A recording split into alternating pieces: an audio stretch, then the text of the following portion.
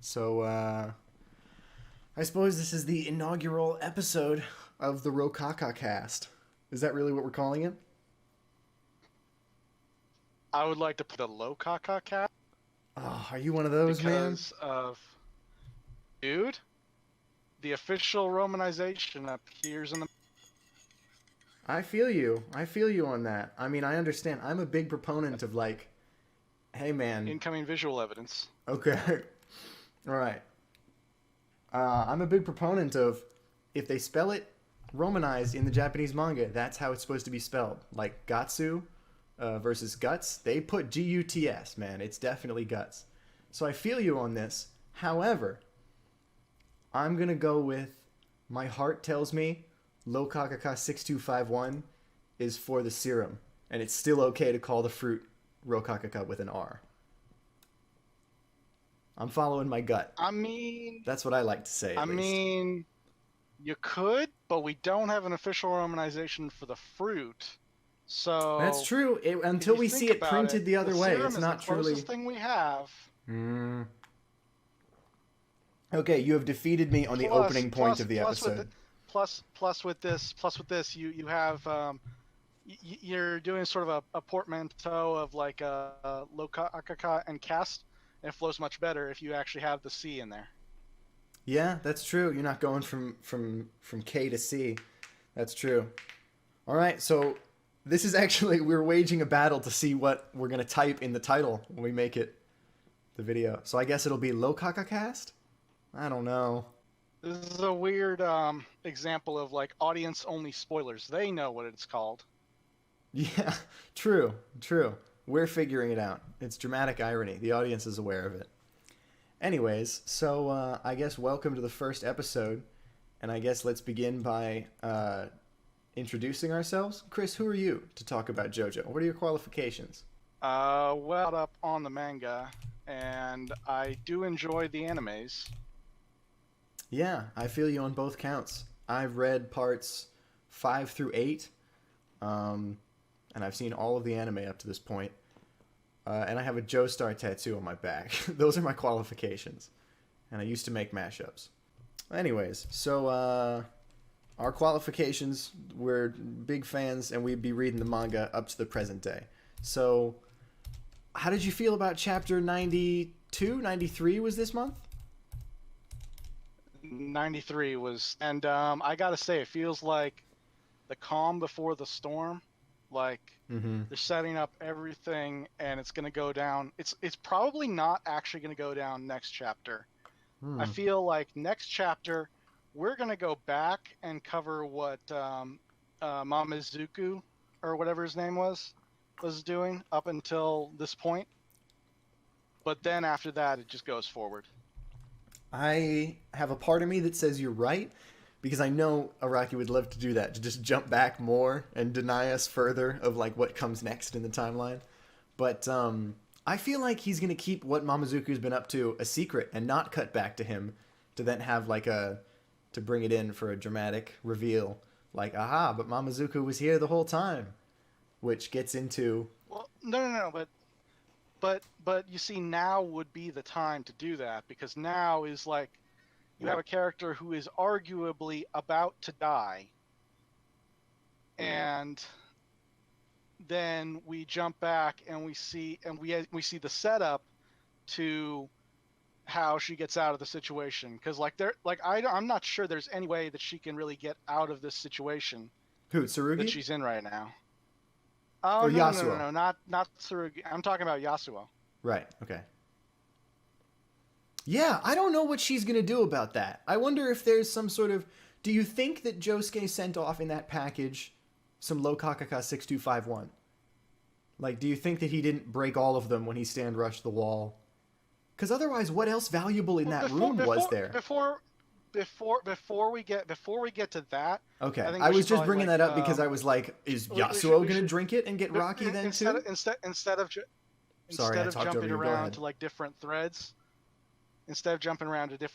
we should like focus on Yasuo first because I believe like that's the stinger, the cliffhanger of this Definitely, chapter. that's what we've been So left with to ponder until the next so month. like so the interesting thing about this chapter is it shows what I had actually predicted to you, and I'll elaborate for people who haven't been privy to our conversations.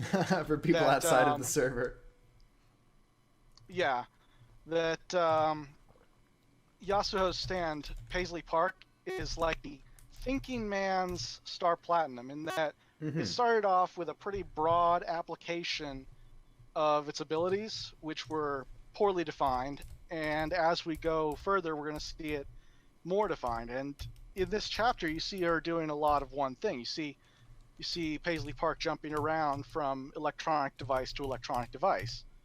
Meaning, I believe the weakness of this stand has been established. It can travel freely via like the internet, but if it jumps into something that doesn't have a connection to another device, then it can only use line of sight then to jump to another device. Yeah, has to be physically near. So that's what got me thinking. Paisley Park is not a fighting stand, so up against Jobin, it's got no chance. Definitely not. So the only way that I can see that Paisley Park gets out of this situation is another character has to come and bring her a phone to jump into, or something else. Oh man! Because otherwise, honestly, what I think could happen, what I think is more likely to happen is Jobin just leaves the bathroom and then just melts the lock on the door with Speed King. Oh shit! Problem solved. That would be cold. There's no way out. Yeah. Hey, do you think there's any chance that... Because you know me, I want there to be a sweet team fight at the end of this part, where everybody takes sides and throws down. And I am sort of gunning for Joshu to end up on the Josuke side of that, because I think that would be sick, to bring back, like, their team up from Shakedown Road when they're kind of, like, not really teammates, and then bring it back at the end and have them, like, actually work together. I want to see that dynamic. But I think maybe something that could get Joshu on the Josuke side, something that could push him that way. Is there any chance Joshu notices Jobin murdering Yasuo from a distance by flushing fucking Paisley Park down the toilet and heating it up? Could Joshu get involved? That's a possibility. Because I notice there's like 3 factions forming. You have the Joestar group, which is Josuke, Rai, and Yasuo. You got the Locacacast smugglers and the head doctor. They're off trying to get the branch. And then the 3rd faction, who has the branch currently, is Tsurugi and Jobin. So, yeah, I think if Joshu were going to get involved at all, it would be because of a danger to Yasuo, more than anything else. Yeah, because he has no stake in the fruit. He maybe actually, because right now there are 2 people that the fruit could go to cure, and one of them is related to Joshu, and the other he has no affinity for. So, there's that aspect of it as well. True. Joshu might prefer to have Tsurugi cured. That's a member of his family. I mean, we've seen he's not a complete asshole. You know what? I'm flashing back to Dawn of the Higashikata household. That's why I laugh when you say that. He's only a partial asshole. That's true. You are correct. Can I just say, on the topic of Joshu, while we're still in this neighborhood, one of the best examples of like a lot of characterization with just a few chapters, the Milagro Man arc, of course, but with just a line at the very end when he sees that bus with the boy band on the side of it driving away, and he says like, those guys only make lame-ass music that's shitty derivative of something else. And then he's standing there after the bus drives away, and he's like, but I don't even really have that kind of talent. But even if it's just a little, I have something, right? And the chapter just ends on that. Like, it doesn't answer his question. I thought that humanized him a lot. He's sort of like, oh, I am sort of a fuck up. Yeah, I see that. I really like that. I don't actually remember that chapter because it was like 3 years ago in real time that I read it, probably. I thought that was so fucking weird. I mean, I really liked it, but the Milagro Man is one of those stands that's like the way that the guy explains that it works doesn't make any sense because it's like money that infinitely duplicates and follows you, right? And you try to spend it and you get more back and it's a curse. And you have to the guy says you have to destroy the money by burning it. So if that was the case, why didn't you do it years ago? Like that seems pretty easy. And then Joshu transfers it back to the guy by having him destroy a little bit of the money, which is when he hands him the water bottle and there's Nut King Call on it. I think the weirdest part of this is how specific the rumors are, because that's all they are. That these are unconfirmed, and yet somehow these very, very specific rumors are completely accurate to how the stand works, and everybody knows. Just like Shakedown Road. Let's not forget, everybody in Morio knows exactly how Milagro Man works. That's so crazy. Because I don't even know how Milagro Man works. Because fucking, if you just need to get somebody else to destroy a little bit of the money, it doesn't make sense. Because he gives the water bottle back to him, and it's like, but aren't you still just destroying the dollar bill, Joshu, by putting Nut King Call on it and unwinding it slightly? I don't get it. But thematically, I liked what the art did for Joshu and his character. It makes me think that'd be really interesting. Could you use Shakedown Road to destroy Milagro Man money? Oh man, you think put it on the leaves and have it slide under somebody's foot and then it tears and then they destroyed the money? Why haven't Shakedown Road and the Milagro Man like found each other and entered into a mutually beneficial stand partnership? I feel like all the people of Shakedown Road would just be passing the Milagro Man around to each other. We could take advantage of the curse. Maybe that's why they're always hanging out there, because they're cursed. It's not because of the hustle. It's because of the hustle that they're trying to get rid of. Well, that's why. Do you remember in Shakedown Road, the people are like, I can't walk away because right now there's like $1 million sliding under my foot, and if I leave, I'm going to die.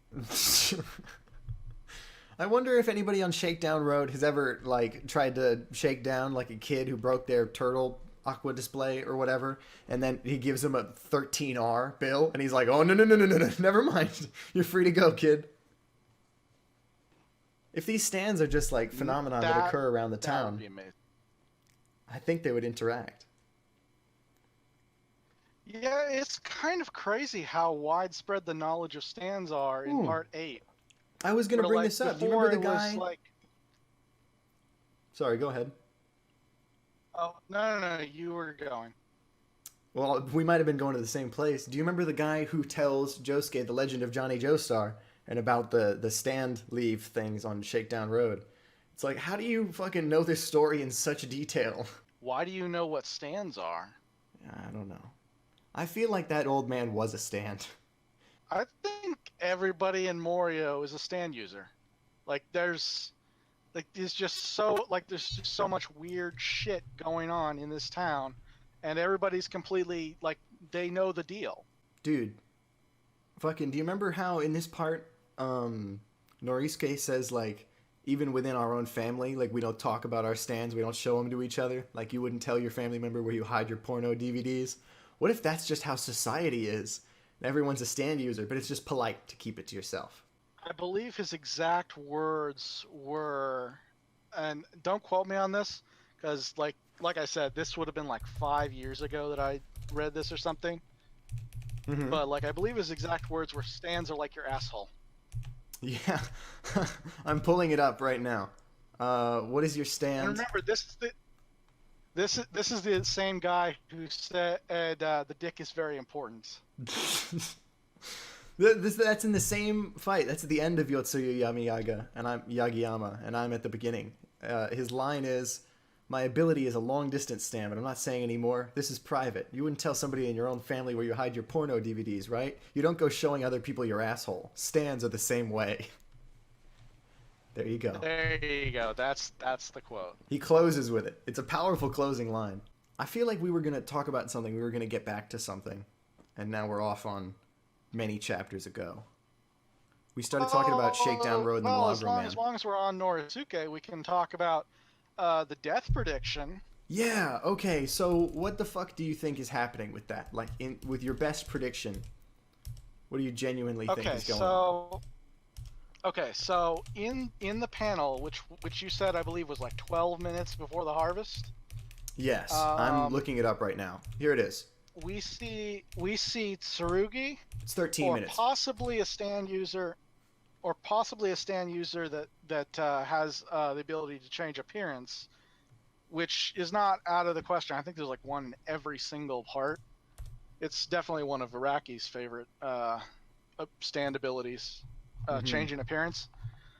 But we see Tsurugi possibly pulling Norisuke, who is either unconscious or dead, in a body bag, Here's the and panel. Tsurugi is fine. Yeah, Tsurugi's completely healed, able-bodied. Yeah, before this, he wasn't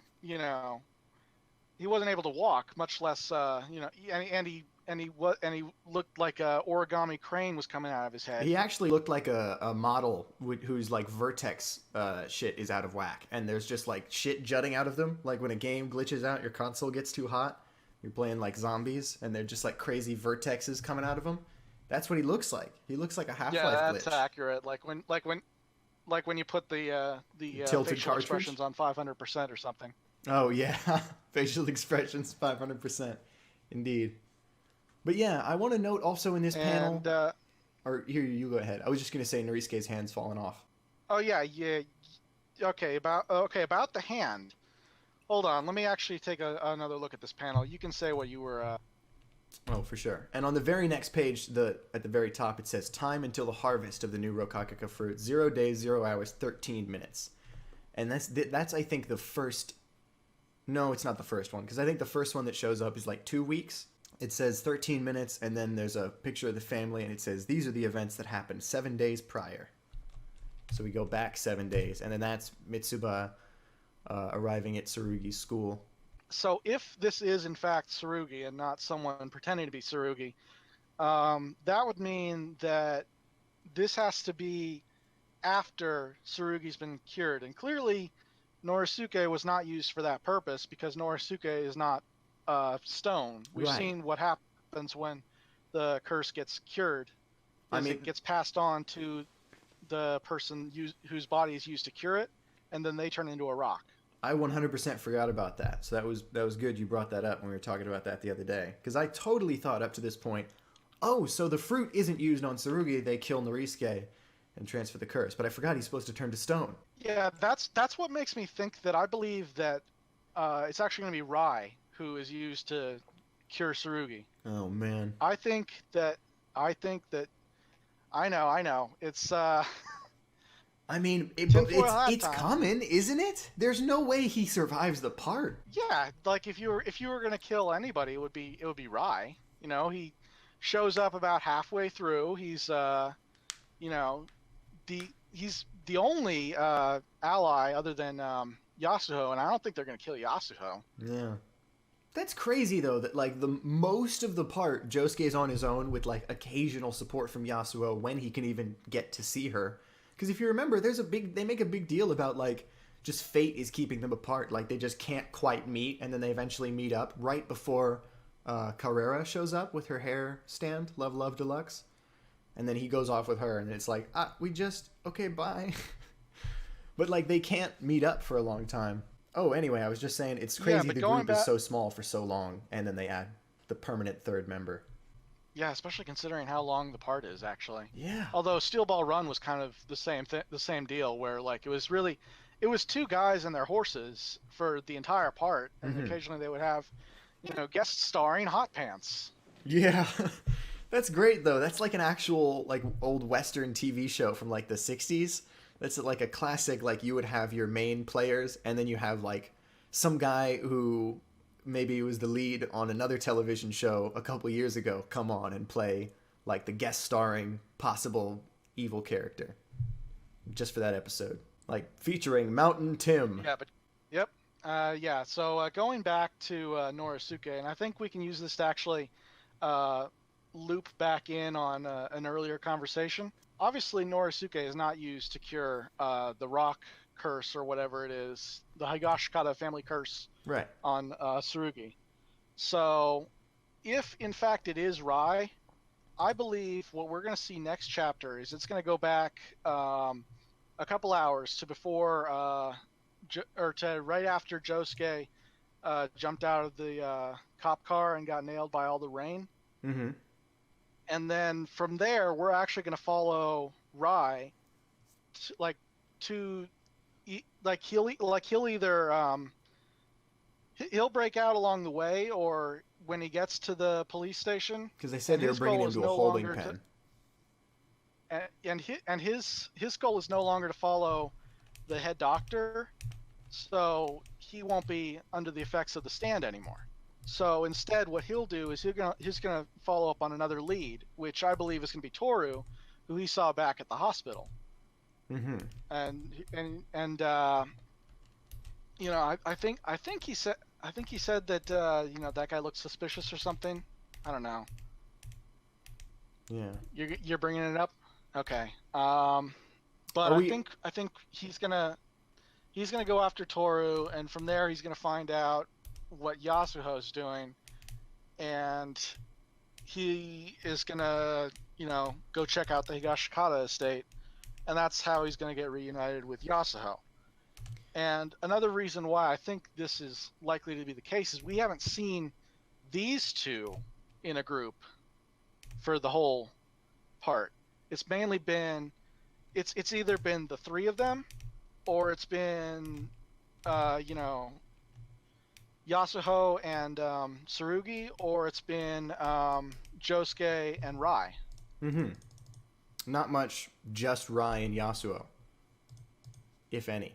Yeah, and from there, that would actually be an interesting dynamic to pay off earlier in their first encounter, where he seems to feel like she's not valuable at all, and he pushes her off the fucking chairlift and shit. And here's back to another conversation where we mentioned the possibility of Paisley Park just being trapped in the bathroom after Jobin leaves. Hey, do you think... So... Sorry, go ahead. So how do you get an electronic device into a locked bathroom? And it has to come from outside. I was thinking he could come in through the vents and use his stand to like dangle it from an air vent, and that's how he gets the phone in.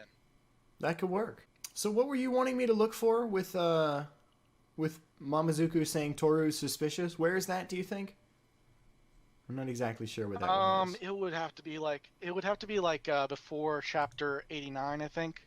I'm on chapter 87, and I found the page where Josuke says, "You fucking bumped into us on purpose, didn't you?" And they just have like a standoff, but I don't know where the Mamazuku one is. Is that like after they get outside and his legs are falling apart? It might be something I imagined. I think he does say it though. If Mamazuku were gonna chase down other leads, because you can't chase down the head doctor, you can't. Mm-hmm. Do not pursue Lubu. So if you were gonna chase down other leads, like Toru is like currently the best shot, right? Probably. I was thinking about this earlier. What necessarily is the reason they're going after the head doctor, besides that they think he has the new Locacacast branch? Like, is there any reason this quest cannot be put on hold to go investigate some other lead, like you're saying? I think... Well, see, both Josuke and Rai at the present think that the new Locacacast branch is in the custody of the head doctor, and it's somewhere at the hospital, probably. Mm-hmm. Which is what... Because Tsurugi was using his stand on everybody in the orchard when they were going after the branch. So poor Tom thought the branch was the Locacacast branch. The two people in the ambulance, Dr. Wu and the head doctor, thought it was the real Locacacast branch. Until and Wutomaki just Josuke crushes it in and his fucking hands, and he's like, "This isn't the branch." yeah, I think like they realize like on the way out like, oh, Mm-hmm. we've been duped. So they think that the Higashikatas still have the branch, which ironically enough they do. Yeah. Um, And actually, I'm Meanwhile, not even Josuke and ironically, but somewhat coincidentally and perfectly, the one person that Wutomaki has access to that he's trying to get into the house via, her fucking husband is the one with the Rokakaka. So he's like so close. And then they straight murder him and make his ass into cement bubbles. I mean, I don't know. I don't know if he's dead. He could come back. I feel like he's pretty dead. Like they did the whole thing of like we threw all his But pieces out the window and then he whole came back deal with it, and but then the whole Josuke deal fucking with put his him in chemical stand is he can cement, just. bruh. Oh, did he? I Yeah. forgot that part. The very end of the chapter Well, is or the very end of that fight rather is Josuke coming in and he shoots bubbles made of like medical cement to like glue wounds closed, and then he's just a bunch of bubbles like dripping down the side of a whatever. Yep, here it is. oh, so he gave him the Angelo treatment. Yeah, true. He made his ass into a bunch of rocks. Here you go. So he's just like a bubbly mess of cement now. I don't think he can move. Pretty sure he's done. Oh yeah, yeah. That looks pretty definitive. Hey, have you heard the song "Soft and Wet" by Prince? No, I don't. Song no. Man, it's quite good. You should listen to it sometime. All right, I'll give that a listen after this. So do you think that we saw Yasuo burning up after Paisley Park already got tossed in the toilet? Yeah, because I was gonna say I wonder if that'll burning up. You mean like bubbling, being affected by Speed King's ability. Yeah. She was like, no. It wasn't that she was bubbling. I think it was that she was drowning because the phone was actually getting waterlogged, and the phone was what Paisley Park was currently bound to. Hmm. So like there was water coming out of her like eyes and her mouth and everything. I got the sense that it was the Speed King bubbles of increasing the heat underneath your skin. But you could be right. I'm actually I read the newest chapter. Well, that I mean like it could be that would be a pretty definitive way to kill someone. Yeah. Just boiling them in the toilet. Okay, here we go. Now I have 93. Previously I read JoJolion 93 online. I didn't have it downloaded, but I've got it now. Dude, can we talk about the fucking new design for Josuke? His eyeball? Araki illustrated it really sure. like it's I don't know. It's kind of grotesque looking, but it's also really cool. Hold on. I want to bring in like the best panel from that of Josuke. The first one on the opening like page of the chapter, not after when he's standing up, but like when it shows poor Tom in the branch, when it's like just the rock coming straight out of his pupil. That one looks crazy. I'm looking at that right now.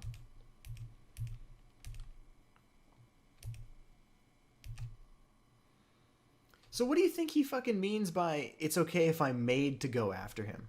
How does that substantially change things? Like, what's the logic there? So the idea, I believe, is like he's gonna get the head doctor to come to him, because up until now we've only seen the head doctor stand used in an offensive capacity. It's like a passive, like it'll attack you if you follow him, but if he comes to you, it doesn't have that same advantage supposedly. I pulled up. Yeah, I was you just see that? What a pimp! Yeah, I actually was on the page just before that when you sent that, so I just went to the next one. I feel like Josuke Part 8 is finally hitting his stride of like, he's out here making moves. Like, he feels like he's a man with a plan on a mission now. He's not like some hapless dude just bumbling around in the world. Like, he's being drawn really like badass and focused now. It feels like he's like becoming his own person. Like before he was just trying to get back his memories, but now he's like totally cool with them being gone, and now he's like trying to establish his own identity. I wanted to say like, I am not Josefumi. I am not Yoshikage Kira. I am my own person. I am Josuke Higashikata. Hmm. I wanted to say, I feel like every once in a while we get a chapter in JoJolion that like seeks to tie things together and like really give some sort of feeling of where things are going and why they have gone the way they've gone.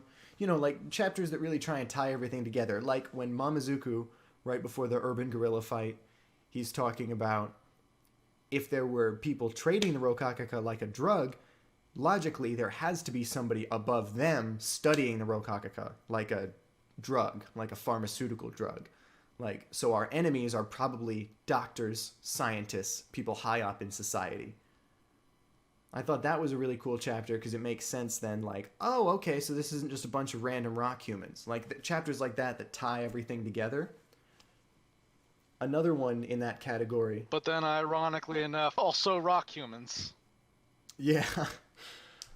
Another chapter in that category is when Mamazuku and Josuke are inside of the police car, and he's saying to Mamazuku, you know, I've lost my memories. They're not coming back. I'm just living under a temporary name. Like, what am I really doing? I've got to get the holly. The holly. I've got to get the holly for fruit. I've got to get the fruit for holly because, you know, that was the idea behind my existence, to finish the quest. You gotta get the holly. You gotta get the holly. Holly must be obtained. So he's saying all that, and then he jumps out. And then another chapter like that was the one we just got before this, when he says to Holly, assuming the identity of Yoshikage or Josefumi won't bring me any happiness. Like, I know who those people are now. I could theoretically, like, slip back into one of those lives and live as that person, but that won't actually make me happy. Like, I've achieved my goal. I found out where I came from and who I used to be, but I can't go back to that life. That's not success or progress. I have to now live as my own person. I really like that. I feel like his character arc was really going somewhere, and now we're seeing, like, the best stuff. I'm excited for where it's going next. Speaking of character arcs that are going somewhere, having read all of JoJolion up to this point, who do you think the Flashback Man is? Oh, man. I've got to say, most things in JoJo, I'm really rooting for it to make sense. Like, I'm really hoping that Araki has something up his sleeve I don't know about, and that Flashback Man, it is going to be somebody who's relevant and important to the backstory, and we're going to meet him. But on this one, the cynical side of my brain takes over, and I don't believe Flashback Man is anyone. I think that's going to be completely swept under the rug, like the GS ball from Pokemon, fucking the anime, the Gold and Silver seasons, where they just leave that dangling forever and just sweep it under the rug. Forget about it.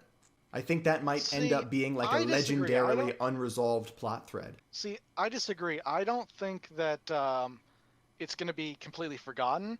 I think there are two possibilities. It's either a character we haven't met, or it's a character that we have met whose design was significantly changed right after he showed up as the Flashback Man.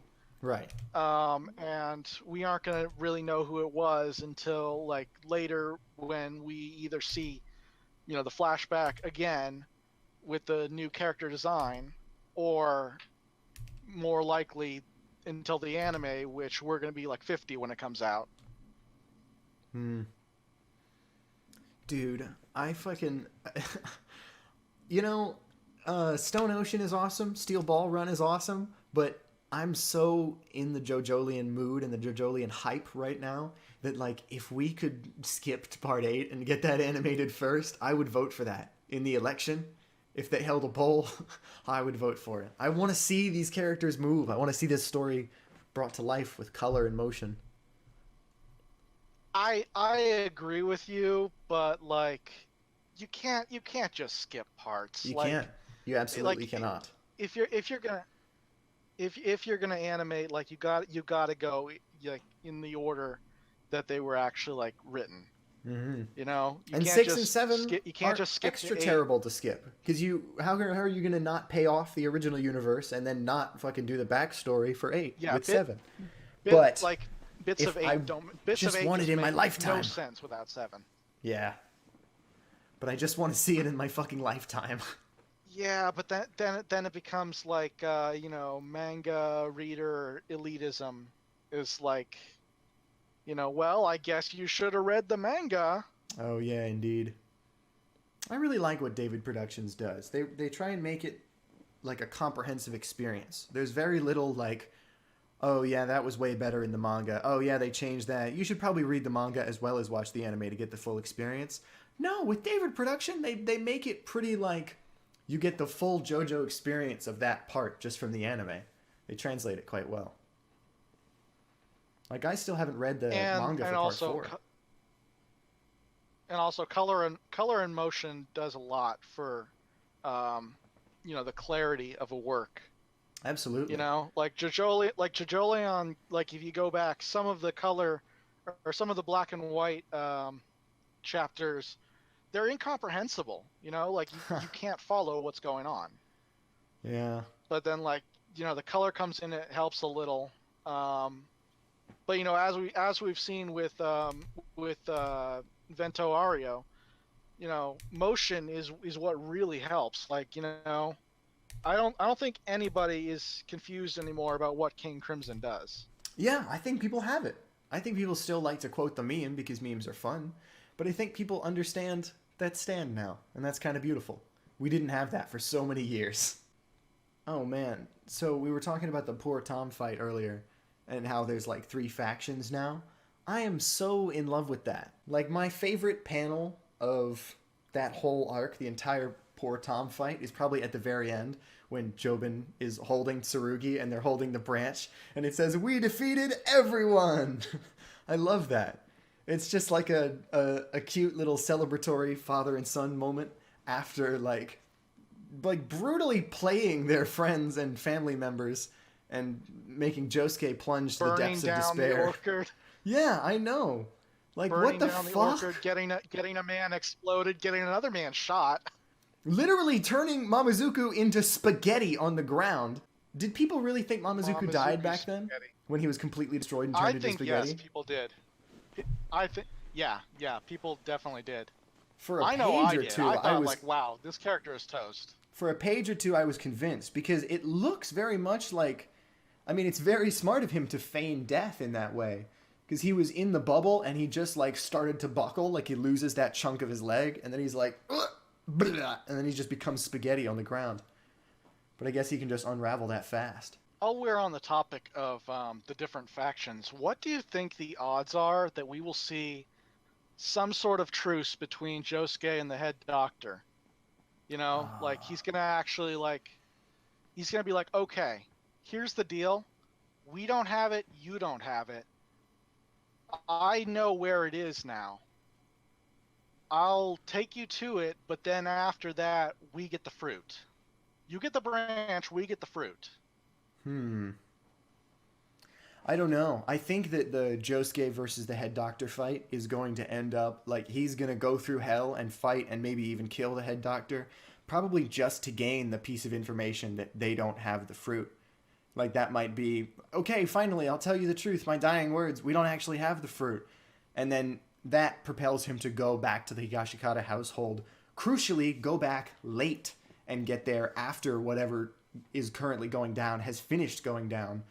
And then he shows up when things are in even a worse state than they are now.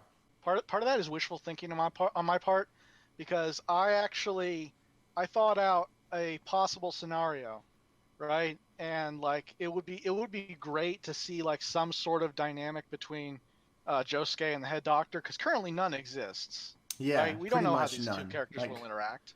The dude has had very little dialogue.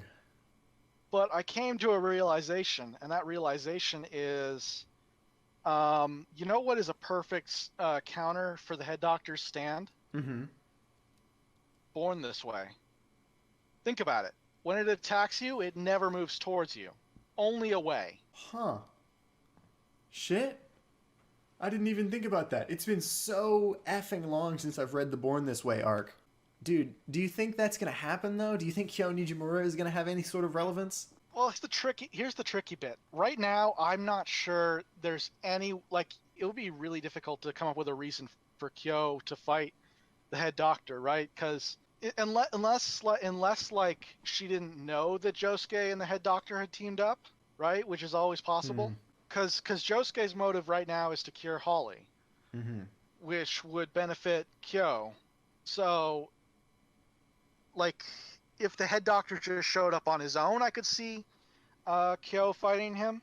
But if it was if Josuke and the head doctor teamed up, that then I find that much less likely, and that's a shame, because honestly, wasted opportunity.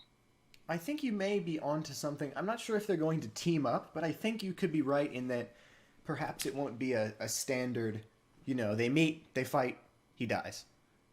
Because I don't know how much space there really is for like a whole nother encounter with the head doctor, like starting now, like I feel like we've already been in his fight for like 5 whole chapters. So I think part of me believes I know, it's going to be like an unconventional confrontation. Maybe they're just going to talk. Who knows? I know, like in an earlier conversation with you, I said partially jokingly, I think Jojo Leon has like another good 2 years left, and I no longer think that's the case. Hmm. In fact, I rather highly doubt that it's the case, because there just isn't enough time. How many chapters do you think we have left? If you could ballpark it. Okay, well, I've seen estimates of 5 and I've seen estimates of 10, and Hmm. honestly, I think those are completely completely too low. I Definitely. think we have maybe another year and a half, but definitely no more than 2 years. I think conservatively, maybe like 15 chapters. So yeah, like a little over a year, between a year and a year and a half. Or if I'm not right about that, it must be because there's something coming that we can't predict at this stage. So I don't think then it'll be like 20 or 25. I think it'll either be 15 or like 30. I think there's either we're coming up on the Well, end or there's a whole nother curve to the story we don't even know about. well, if we're gonna go into plot threads that haven't really been fleshed out, I'd like to point out we still don't know really anything about the walleyes or about Kato. Yeah, definitely. There's got to be. The reason I'm not estimating so low on the number of chapters is because we have not yet pivoted our focus to Kato in any way. So I feel like we can't quite be in the run up to the end yet if we're not even looking at our main bad guy or who Well, we I don't think. know if Kato's gonna be really the main bad. I think, like, going with my gut, I think it is going to be Jobin, but perhaps not the Jobin that we have right now.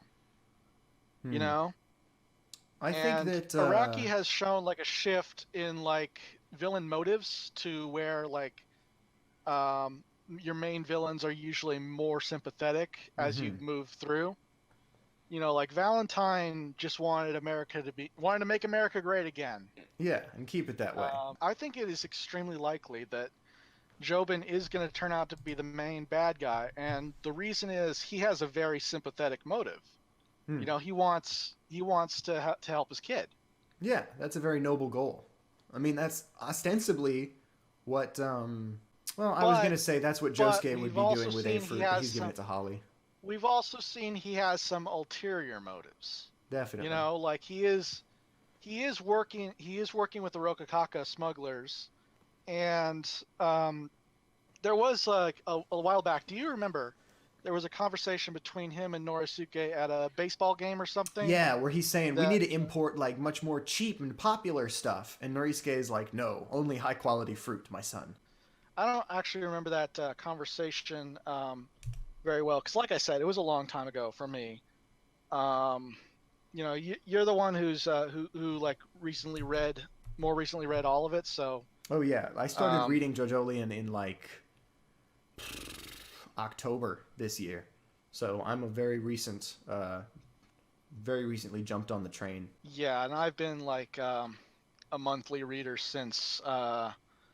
Oh, when was the last non-monthly chapter that I actually read?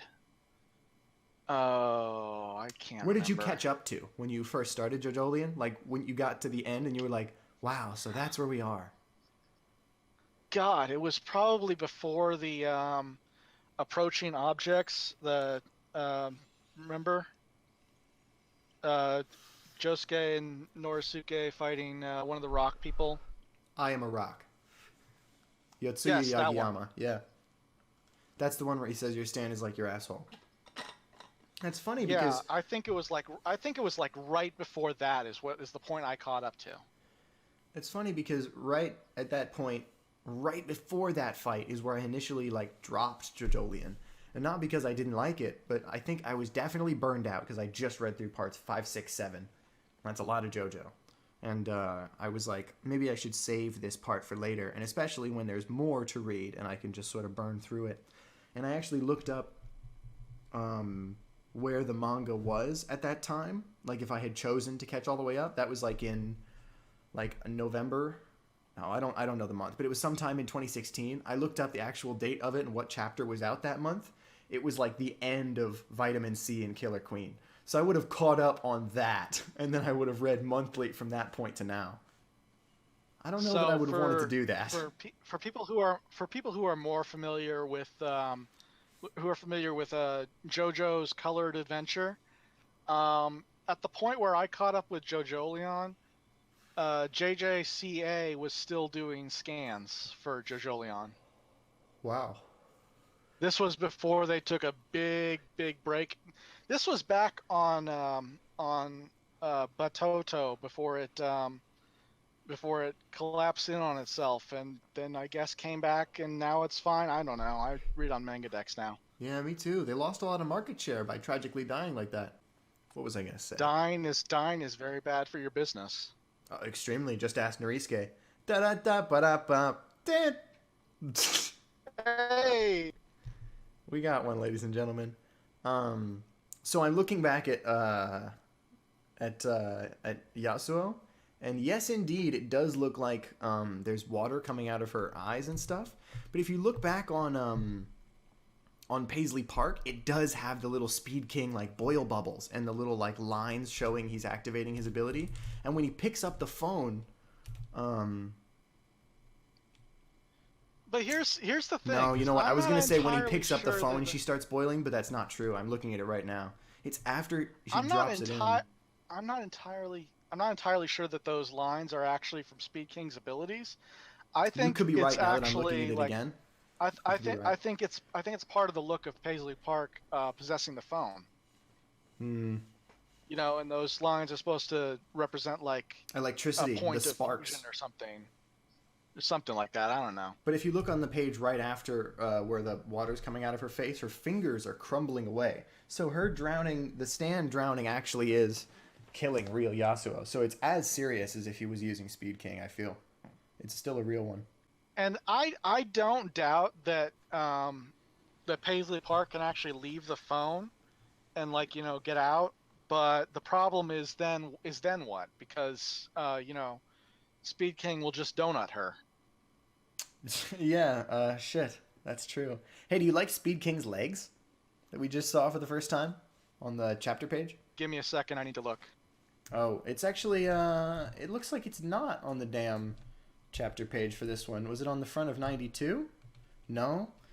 This is interesting. On the front of 92, Oh, I was about to say that is not Speed King. That is there Soft is a and Wet. drawing of Speed King with legs though, and he's doing the JO like flag things.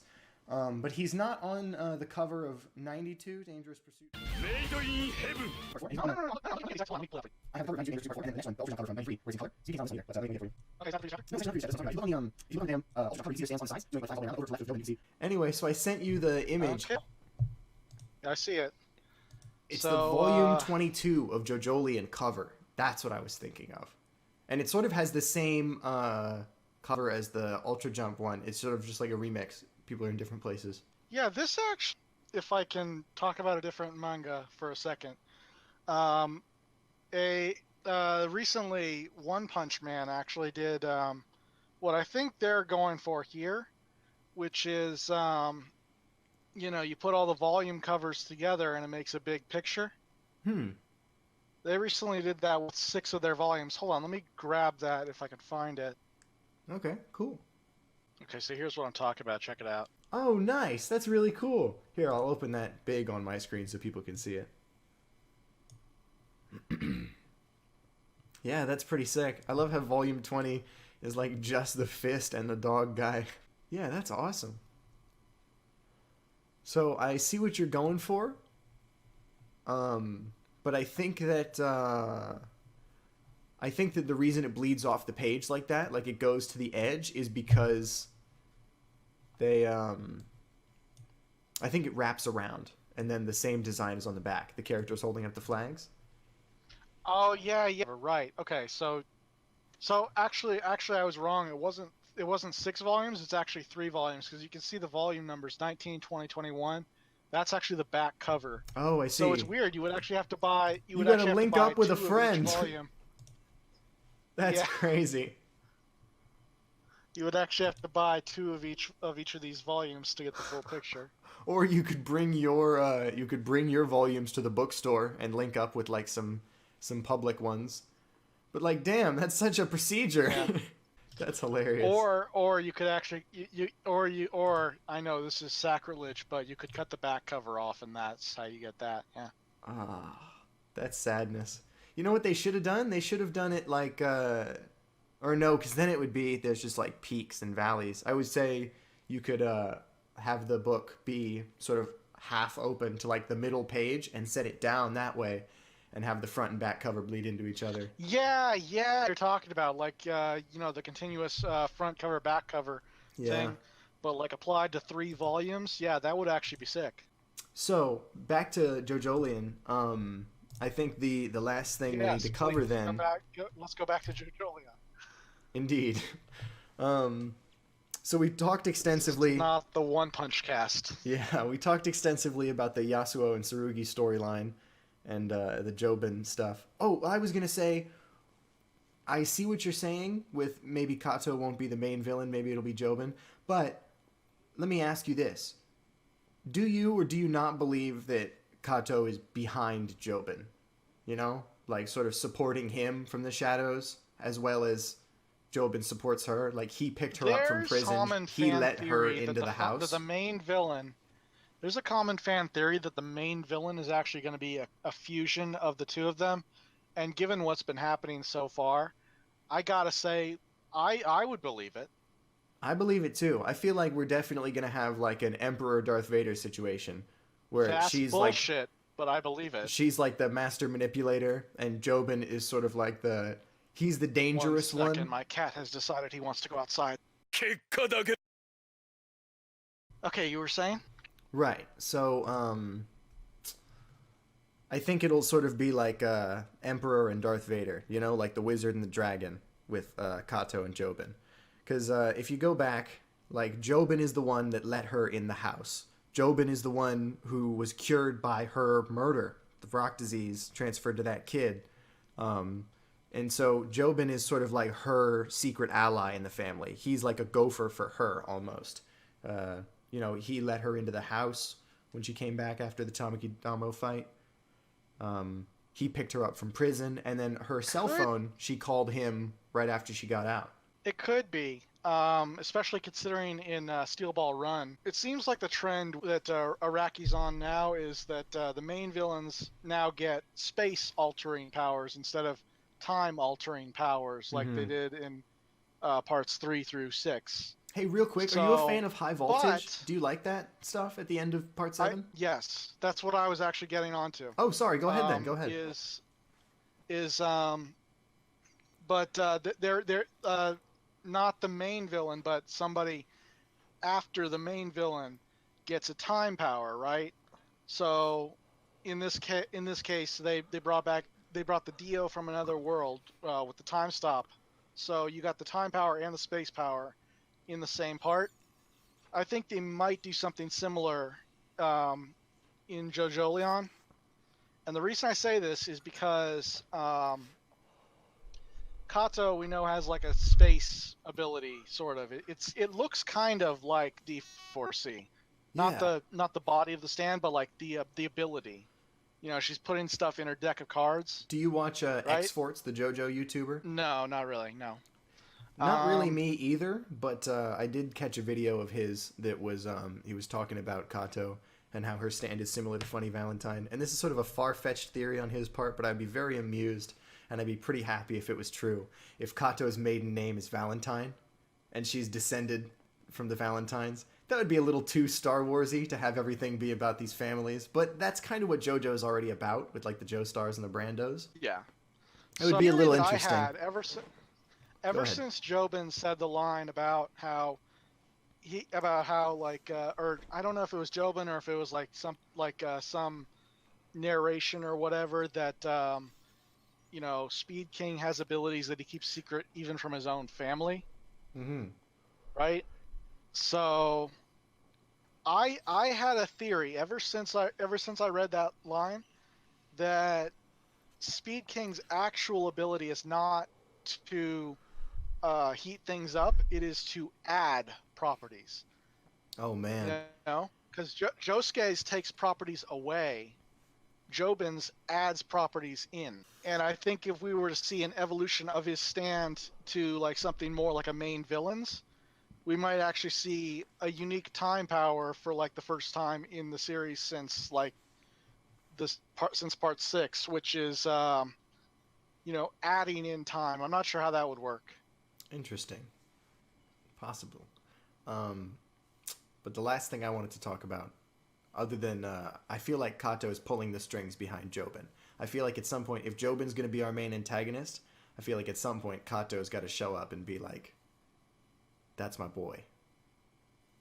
Um, You've heard the theory about like how Josuke about how Soft and Wet is going to evolve to become basically King Crimson because he can already take properties. What if he takes time? And I gotta say, it actually, if Jobin's stand undergoes a similar change, that would make Josuke's stand the perfect counter. indeed. And we would sort of have like a Gold Experience Requiem slash Versus, King Crimson yeah. situation. That would be interesting if their stands evolve in such a way that they're able to nullify each other. That would be interesting in my Josuke comes home and arrives to the conflict late theory. Because then we could have him fighting Jobin's new ability, not knowing what to do about it, and then figuring out how to counter it with Soft and Wet. Speaking of Soft and Wet, what do you think about how the Aphex Twins keep saying it's similar to Kira's stand, when they should have been saying it's similar to Josefumi's because they met him and got their ass kicked by him?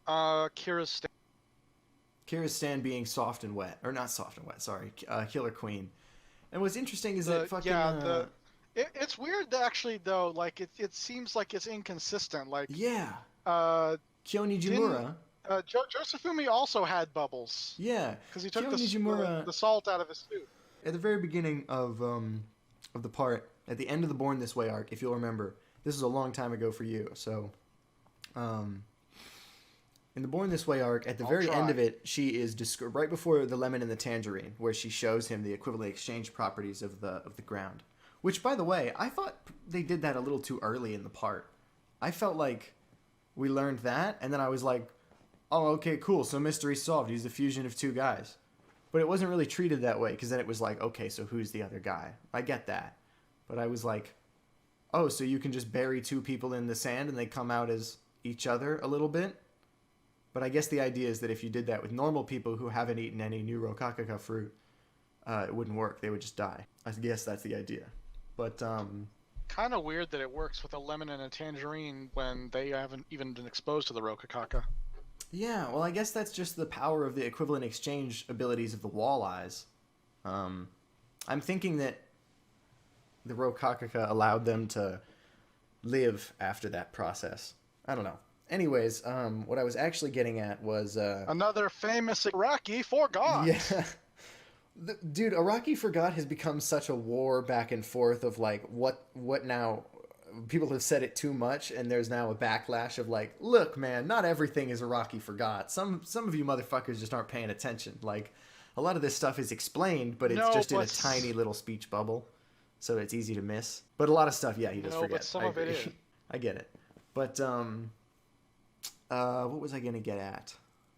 Right. So Kyo Nijimura describes Kira's stand as he shoots explosive bubbles, which is weird because we don't see him do that. We see him use sheer heart attack a couple times, and then we see him use Killer Queen directly to touch things to create explosions. Okay, no. Actually, like there was it like he used it to blow up a bike tire and Right, it looked right, like right. a bubble. I And when guess. he elbowed the bike tire or karate chopped it or whatever with Killer Queen, and it sort of ballooned up a little bit, like it went whoosh, and then exploded, like there was a circle in the bike tire before it popped. So I guess maybe that was the explosive bubble. And he doesn't necessarily shoot explosive bubbles; just his explosions are bubbly. But Kyo Nijimura says Killer Queen used bubbles. The one other time. The abilities of Killer Queen Oh, I should be pulling and this up. pre Josuke Soft and Wet are very they're very they're poorly defined, they're and poorly defined, explained yes. how they fuse. It's poorly explained what parts make the new one. You know. So as best I can figure. Oh man, I'm just at the Soft panels and Wet now where always... Josefumi's curb stomping Aphex Twins. That's one of the best fights in Part 8, in my opinion. I'm so excited to see that animated 30 years from now. Because he just savagely beats the shit out of them. As best I can figure, Soft and Wet has always used bubbles, and it has always looked the same. Mm-hmm. But at this point, the properties sort of diverge. You know, we see Josefumi removing salt from his soup with the bubble, which I guess is actually it was pepper. It's still the same stand. Whatever. Sorry, I just wanted to actually you. Go ahead. Actually. I just wanted to be right about something. Go ahead. So that's pretty much the extent of the similarities of Soft and Wet. Actually, you know what? Soft and Wet has basically been the same stand. Yeah, that's what I'm thinking. And all it really took from Killer Queen is the star shape on the bubbles, which isn't even like a Killer Queen thing. It's a Yoshikage thing. Yeah. Well, and the star goes on his shoulder. The one other time, if you remember, the reason that Josefumi drops the pepper into his Brahmin is because Kira runs into Ojiro and scares him off. And like he runs out of the ramen place and he bumps Josefumi in the back. I have the panel up right here. And he touches Ojiro with... This is it. He elbows him in the face with Killer Queen. And he goes, shh.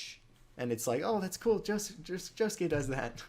And you see Ojiro's face, and it's like there's a big ballooned up part of it. So it's like he's put like a bubble of explosion in his face. So he sort of does use like this bubble under the surface, like circular explosion. Fist of the North Star much? I guess so. I'm not that familiar with Fist of the North Star. Okay, well, so the idea is Kenshiro punches you a whole bunch, and then you're like, that didn't hurt.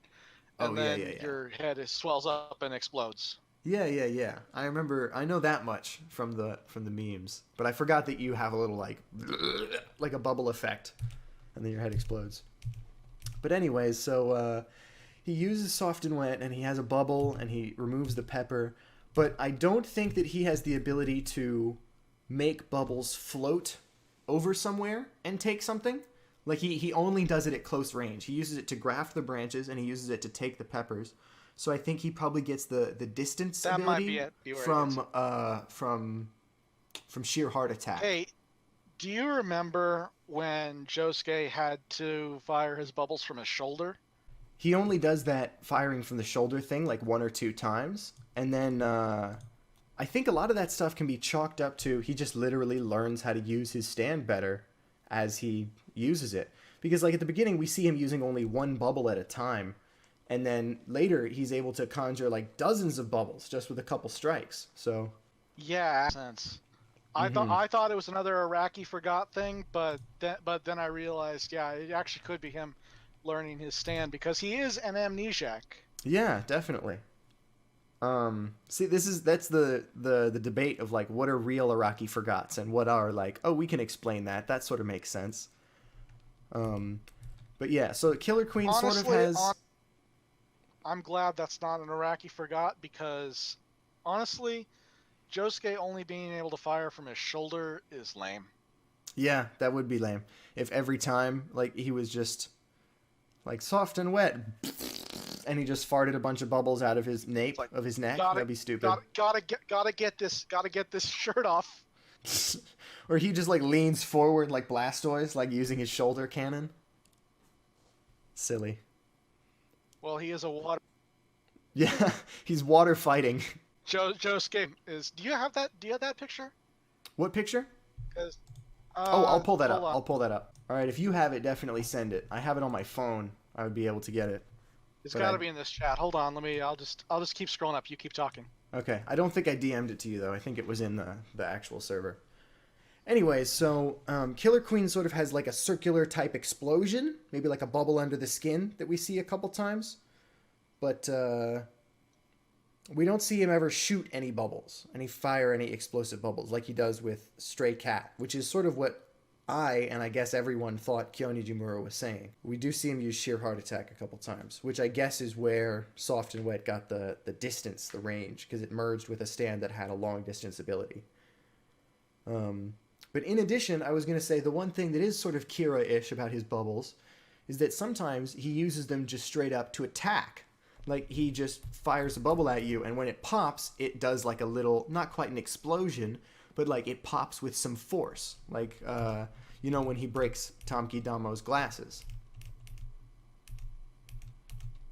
Or he uses them in a recent chapter when he wakes up in the hospital. He comes up with his two hands with bubbles. Oh, post that. Yeah, I'm posting it right now. Nice. Oh, perfect. So I'm going to bring that up. So you've got the two Josuke's. All right. Thank you. What I was saying was... Anyway, you were saying?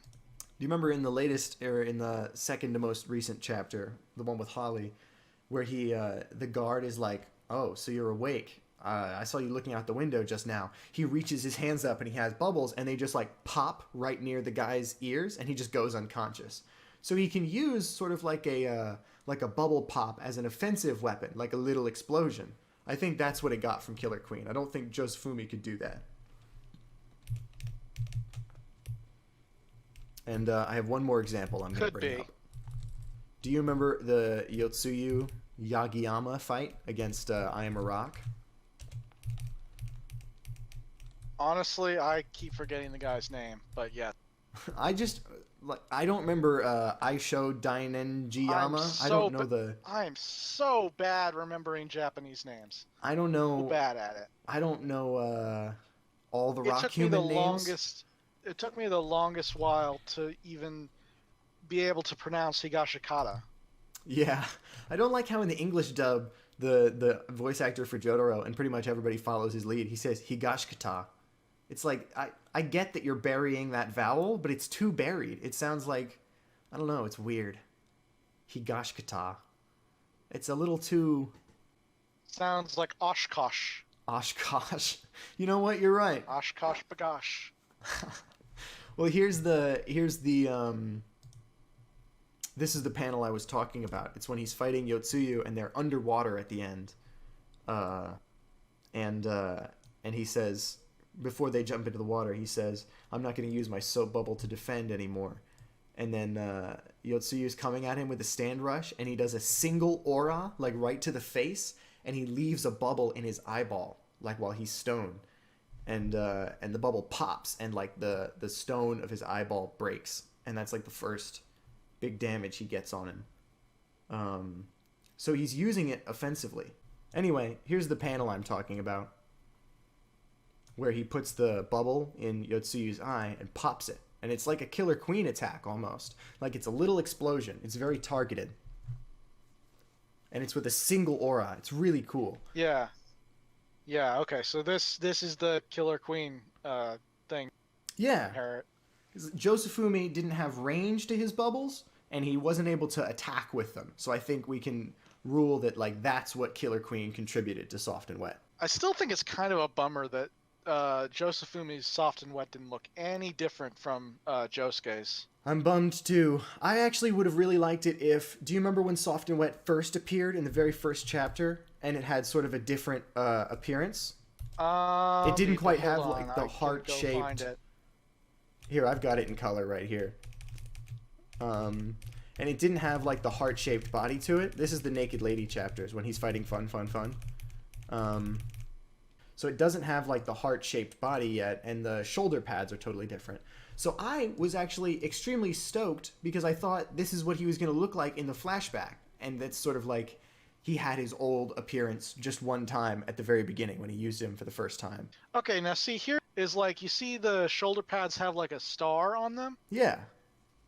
Is like, okay, so I don't recall. Does Josephumi's Soft and Wet have the same like star shoulder pads, or?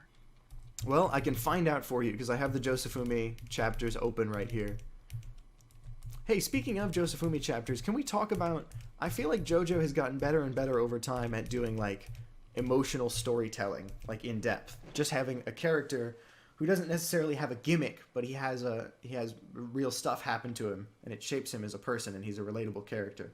Josephumi is a really great story, like, even if you don't know JoJo. Like, I was in the car with my mom, and I was explaining like Kira and Josephumi and their fusion into Josuke. Yeah, the Kira Josephumi story seems like it would make a really good one shot. Yeah, even out of context. Absolutely. It's just a well-told story. Like, the whole Josephumi almost dies as a kid, and so like he finds meaning through like helping Kira in his quest to help Holly. And the few pages when he's at the home with Holly, and she's like, "Get off me! Just give this book to Yoshikage," like completely confused, and she's like all Alzheimer's up, and you just see Josephumi looking into the middle distance like grimly. It's really good. Like, it's a story told, like, there's no words there, but you can totally feel like his little look at Yoshikage. Like, they feel the exact same thing. It's cool that these guys had such a rapport. They weren't just strangers who accidentally fused. This is completely without any kind of evidence, but I suspect it may have been like the remnants of like a proto JoJolion. You know, like this may have been the original plot. Interesting. Like, he conceptualized like a story about two guys who go on an adventure and then they fuse into one person at some point, and then it ended up being like, that's the setup instead of the main text. That's interesting. Could be. So you can see here that Josephumi's Soft and Wet still has stars on it. That's a bummer, man. I thought like that's a bummer, man. Sure if yep. I thought for sure, like, you know, like that, because like stars on shoulders has always been like, that's a Joestar thing. But if you remember, fucking Josephumi has a Joestar birthmark. What is up with that? I don't know. Why is that? No, you know what? I think I know why. I think it's because he's Joseph's kid. Yeah, it could be, dude, honestly. Because he's alternate universe Josuke. It's entirely possible his mom just was with this random foreigner dude who was charming, and it happens to be fucking Joseph Joestar. I wouldn't put that past this story at all. But I think if they do cover that in JoJolion, I think it'll be just as a very tiny, like, family tree update at the end of the part. Or, like a little throwaway dialogue box. The name. Like, even in the name, his name is Joseph Josephumi, yeah. That's totally a possibility. And I think if they do reveal that, it'll be in a very small way, but it'll be cool if that ends up being true. What else did I want to talk about with this? Why did we start talking about the fusion of Soft and Wet into Soft and Wet again? Oh, because we were saying, I asked you, why do you think Aphex Twin says it's like just Kira's stand? Right. Anyway, the real... I don't know. Yeah, I don't fucking know either. Weirdness. But he does use the popping bubbles for attack against those guys too.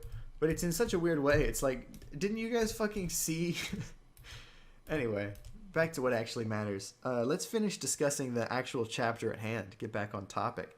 this is the last thing I wanted to go over. Yes, yes. Is We've faffed about enough. Yeah, indeed, much faffery has occurred. Um, so what I actually wanted to get back to was, first of all, do you remember at the beginning of the newest chapter where there's that guy walking around with the briefcase who takes the package from Josuke, and his name is Bike High? What the fuck is his deal? The company he's with is Bike High. Well, he walks in and he says Bike High here. Is that his fucking name? No, I think it's the company. You could be right, but that would be a little less funny. I was hoping he was going to be some sort of stand user, but he appears to just be a mailman, an eccentric one at that. Here's the question: what musical reference do you think that is? I don't know, but I was curious about it. I looked it up on the JoJo Wiki. There's not even a page for him. He's not even in minor characters yet. But to move on past Bike High Guy, the actual thing that I wanted to come back to this part of the chapter for. A, do you agree with me in the thing I said in the normal server most recently, which is I feel like JoJolion is evolving beyond the JoJolion same face. Like I feel like we're getting that less and less now. Yeah, it definitely feels like the style is developing, and like Araki always like the style always changes during the work. You never like suddenly. Absolutely. It's harder to notice if you're only watching the animes, because the animes are always drawn like the end of the part. Well, the anime like the always beginning. tries to have a style that's sort of representative of what the manga was going for, even if it doesn't really look exactly the same. Like Part 4 had such a shift in art style. Parts 1, 2, and 3 all use the art style of the Part 3 manga. Pretty much. And at the beginning with Jonathan and Dio, when they're young boys, they've never looked like that. Like they invented that art style for the anime. So they try and make an art style that has the feeve and then what the original was. And then the Part 4 anime skips past where you've I actually haven't read I'll admit I actually haven't read the manga for Part 3 or the beginning of the manga for Part 4. So the Part 4 anime actually skips past the point where the art style was a lot more like Part 3. And Yeah. Josuke was like this big refrigerator man, jacked guy. Yeah. And then like I guess Araki changed to like a more, I guess, balanced style would be a good term for it, where like not everybody has the wheel shoulders. The wheel shoulders. That's a perfect way like to the say fucking that. Autobots out here. Yeah. Well, it's funny. He still sort of does that a little bit, but it's in such a way now that it's toned down to the point that it genuinely does just look more like the shirt curving around it, and it doesn't look like they're wearing shoulder pads that look like that. But he uses that technique to draw shoulders still sometimes. The point of this all, because I said we've faffed about enough. The point of this all is that if you watch the anime, you're only going to get the style at the end of a part, but For sure. like really Araki changes his style pretty much in the middle of the part. Yeah, I feel like as he gets further through the part, it's almost like he finds out how he wants to draw it. Like the work sort of guides him towards how it's going to be drawn. And that's why always the beginning of a part looks like the end of the previous one. Which also explains how character designs, they change. Mm-hmm. Is Araki decided, he doesn't really like how he's drawn this character, and so, I mean, apart from like the obvious example, which is Anasui, if you recall, in the first panel he appears in, he's a woman. Mm-hmm. But that was actually an editor choice. The editor didn't really want Jolene to be gay. Was it specifically we don't want her in a homosexual relationship, or was it more like we don't want the cast to be so predominantly female? Get one more dude in there. I think it was pretty specifically we don't want Jolene to be gay. That's pretty because sad. Part 6 still has the largest female cast of any JoJo part. Yeah, Part 6 absolutely. has more females in the main cast than most parts have combined. It has the most speaking lines for girls in JoJo's Bizarre Adventure, hands down, more than all the other parts combined. Well, probably not part 7. If it was issue with the gender balance, we would have seen far more males in the main cast, and it wouldn't have just been Anasui. But I really don't. I don't mourn female Inasui. I don't mourn her death because I really like what ended up happening with I kind Inasui's of do. character. I kind of do. That's fair. I gotta say, little bummed out. I like. I would. I. How do you feel about? What do you think they're gonna do with that in the anime? Because me personally, I would love it if they changed nothing, and there was just that first. Anasui's gonna be a dude. He's gonna be drawn as a dude in that first pose where he's leaning against the piano. He's gonna be a dude. I would love it if they didn't do anything and didn't say anything. And there's still that one panel of Weather Report sitting inside the piano and female Inasui leaning up against the piano. And then he just shows up later. That. I can tell you. Okay, assuming they did that, and I can tell you with 100% certainty that somebody on Twitter is going to be like, Anasui said trans rights.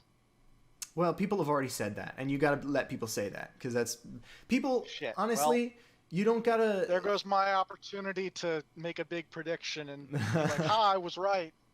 I mean, you still can make your prediction. All I wanted to say about that was that you got to let people see whatever they want in their fictional characters because that's what we all want. We want somebody to relate to and somebody whose story that we can be engaged in, and you can put whatever headcanon you want underneath that. Unless you're gay in the manga. Unless you're then gay they in the don't manga. Want that. Or what I was saying was I want my ideal situation for the anime because if you remember in the Stone Ocean manga there is a moment of confusion where they acknowledge like wait hold on wasn't Anasui a woman just now. They don't say anything overt about it, but Foo Fighters is like huh who's that for a second, and then when he shows up and starts talking to Jolene, her first reaction is like, who's he? I've never seen this guy before. So there is a little bit of like, didn't you look different? But then they don't say a word about it. I'd like to point out Foo Fighters hadn't even appeared when Anasui first appeared. Ah, you're correct. Foo Fighters was later. You're correct about that. Well, there is the thing with Jolene. Anyway, I like how they have gonna be a dude.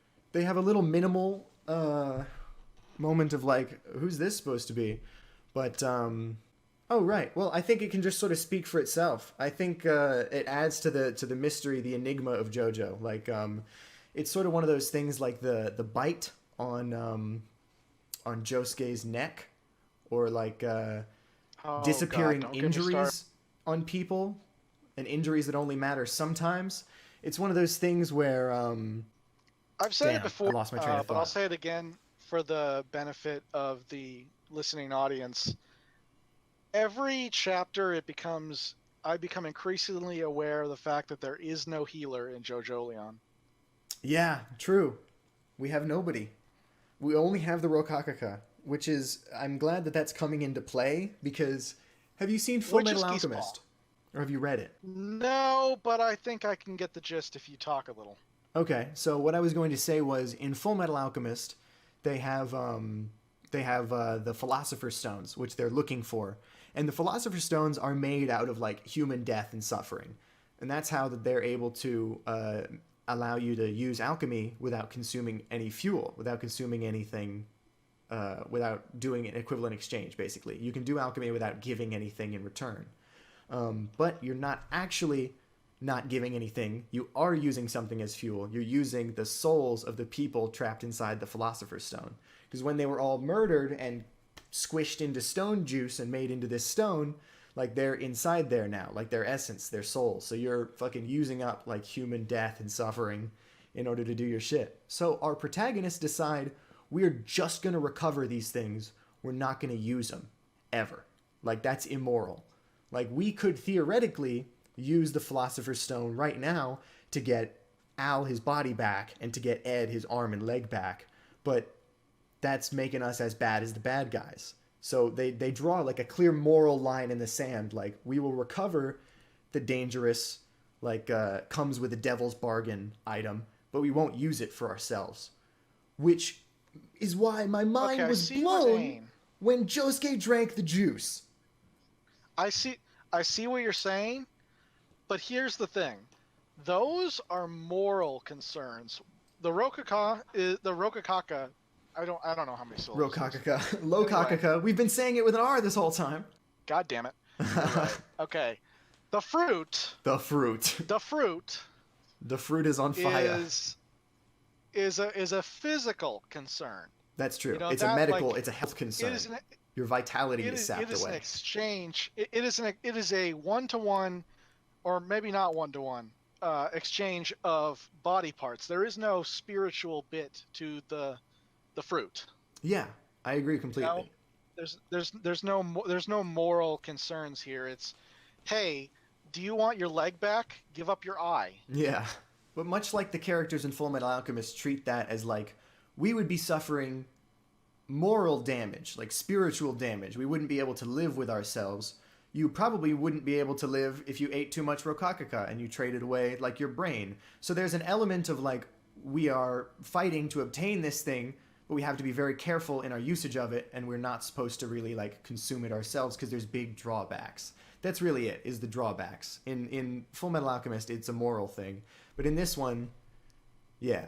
But my mind was blown when Josuke actually drank the juice. I thought for sure there's going to be some other, like, he's going to refuse it, and there's going to be some sort of, no, he just fucking drank the juice. He got rocked. Okay, what?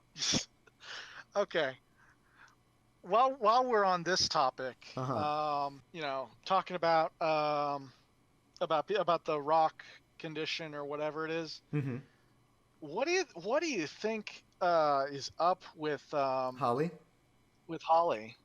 Dude, I don't fucking know. Why is the rock disease moving around in her body? Why is it traveling from somewhere else to her brain? Why can she only be awake for At a 240 fixed seconds? rate of speed, at a fixed and calculable rate of speed, I might add. Why is she okay with this? Why is she suddenly so lucid? Why did it group up somewhere else and get away from her brain? Why? So many questions about what's going on with Holly.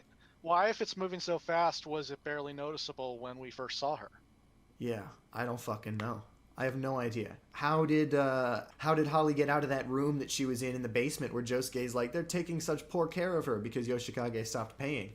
Why is she up and about now and not restrained because they said she was trying to eat her fingers? While we're on the topic, there's been speculation that she might be a stand user. I think she definitely is.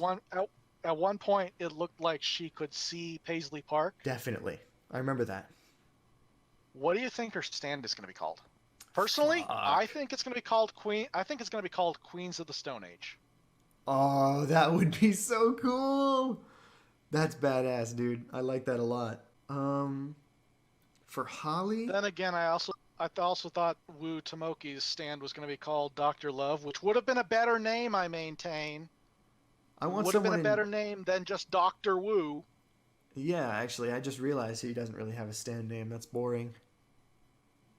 Well, because I guess he doesn't have a stand? He's just a rock human that's really good at manipulating all of his individual particles? Or he does have a stand which allows him to control that? He explicitly has a stand. It's said that he has a stand in the manga.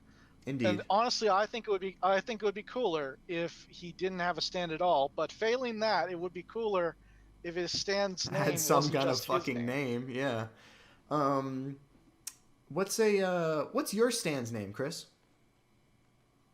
My stand? Yeah. I don't know. My stand is called Mr. Moon. It's a Jamiroquai song, and its ability is that small objects can fall into an orbit around me. Like, you know, if you're like flying a satellite towards Earth, orbit is sort of just like falling and continuously missing the ground. You're just in a perfect gravitational lock around it. So I could take something out of my pocket and just drop it, and as it like goes towards the floor, it'll curve up and then come back up around like over my back, and then it'll just be in a gentle orbit. Or I can throw things and then they'll be in a faster orbit. but that's what Mr. Moon does. I can create satellites out of small objects. Yeah, I'll have to think about that in case we ever do an episode 2.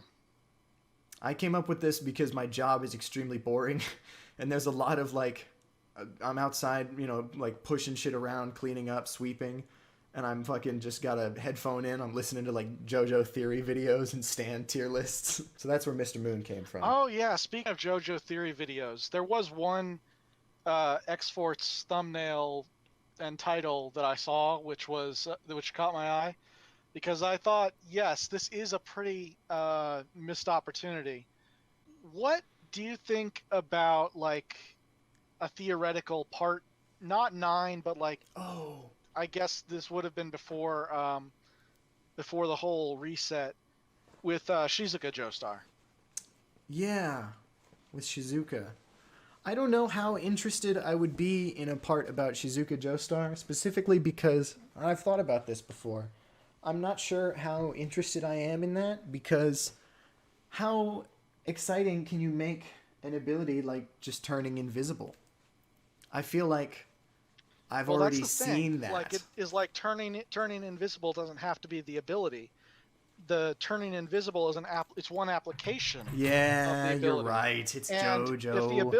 If the ability is bending light around yourself or around other objects, you could use that to render other things invisible. Create illusions. You could make other things invisible.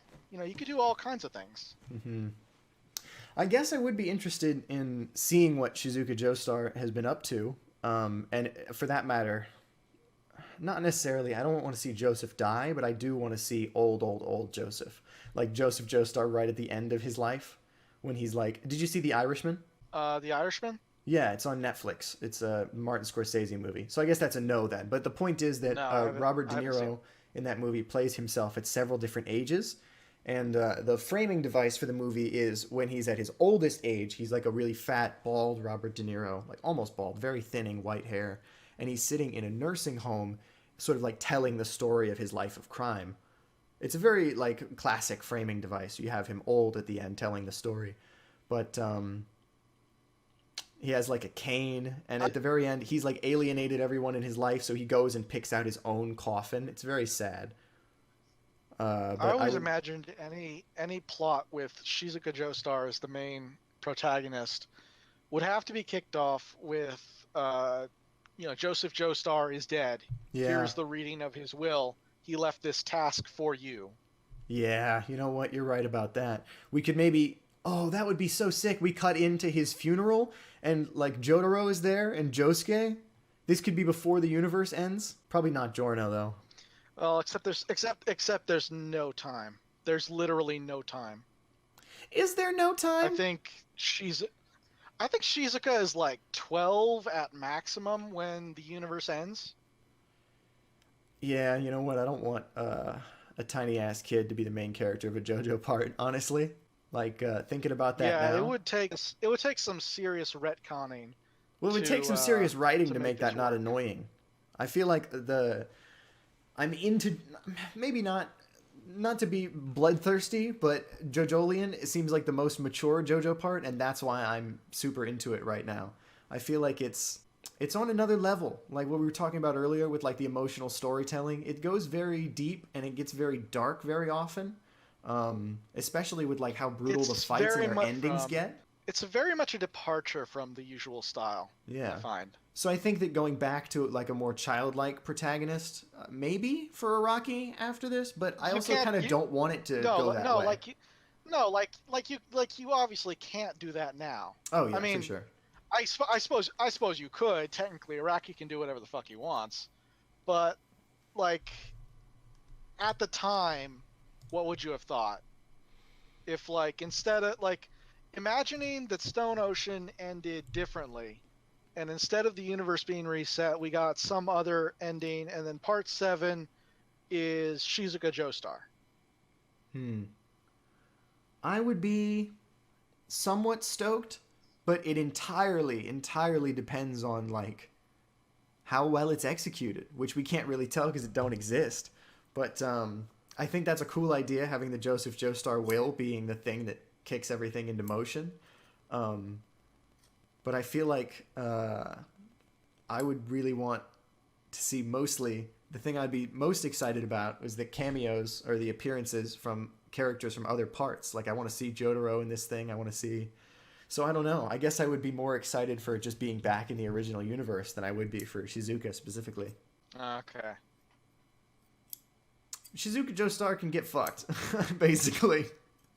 I don't need to see that. All right. Just let me see Jotaro meeting Giorno. Okay, well, I tried. Okay, that's fair. What else did I want to bring up? Real quick, do you like the Blue Hawaii arc? Dolomites Blue Lagoon. You mean Highway Star 2? Yeah. Yes. You do like that one. Okay. I do too, but I hear a lot of people talking bad about it as if it's like a low point. I mean, look, there's just no pleasing some people. Yeah, that's true. There's no accounting for taste with these motherfuckers. But do you remember at the beginning of Blue Hawaii where that lady grabs onto his shoe when he's on the scaffolding and he takes off his shoes and runs away from her?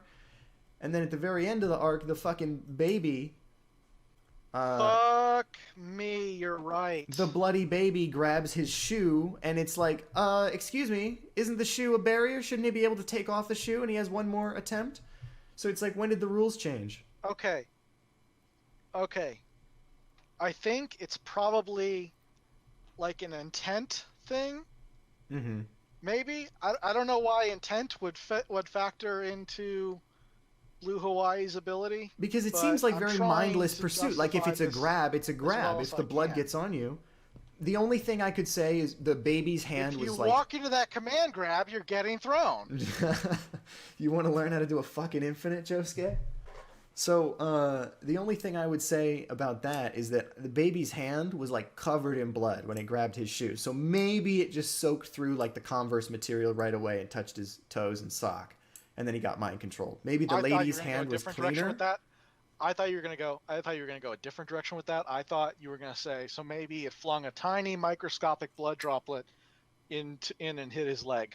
Oh yeah, between the like where the sock ends and the leg. Well, that's that's such a. We're now doing like tiny forensic investigation. Like, how did this murder take place? Jesus Christ! Can you imagine avoiding Blue Hawaii if any microscopic particle did it? Yeah, I mean the fucking moment when it transfers to the fly is so scary. Like from a viewer perspective and from a Josuke perspective, it's a complete like, oh, you've got to be fucking kidding me. It's awesome. I love that moment. Yeah, like that, like the arc is just really good at like it escalates the threat, making the mundane very threatening. Yeah, definitely. You know, the one thing I think that could be fixed about the arc. Anybody is a potential enemy, even that fucking fly. Yeah, the one thing that I think could be fixed about the arc is when Josuke loses his shoes, make him not get the shoes back or get new shoes, whatever he did. You see him sort of kneeling outside a shoe store, putting on new shoes. I think you should have left Josuke barefoot. You want to make it Die Hard now. I was about to mention Die Hard. Yes, I do. I want to see Josuke's feet. Not really. I want to see Josuke running down the street being like, oh, fuck, now I can't even kick to defend myself because I'm going to get touched. And then he's barefoot standing on top of the toilet when the baby grabs him. That would make more sense. Yeah. But okay. In the absence of that, I would say, I think the one thing that could be fixed about the arc, make the shoes stay lost. And then another thing, I was watching a video, you know Medi, not the bad guy? I don't really like any of these JoJo YouTubers, but I do watch them because they're the only content there is. Are you familiar with the guy at least? No, not the guy specifically, but go on. But you've seen like his name. You know he makes videos. Honestly, I haven't seen his name. Oh, anyway, Medi, not the bad guy. He's a JoJo YouTuber. Both him and X-Forts have used a mashup of mine as like their video outro music at one point or another. So I sort of know them and remember them from that. But also they're like the only JoJo YouTubers. So it sucks. We need more competition out there. They're okay, but they're not great. I hope they see this. I'm throwing mad shade. Damn. Oh, I remember. So Medi was making a video talking about it. His video is called like why the Blue Hawaii arc doesn't work. And he mentions the shoe thing. And I'm like, okay, good point. And then he also mentions, do you remember when Josuke is like, he's trying to smash the fly in the doorway, and then all of a sudden he's like, huh, where's the fly? It's not coming. And then the baby hand grabs the bottom of the door. And then he's like, oh no. And then the baby's head is inside the doorway, so he can't, like, close it. Do you remember this? Yeah.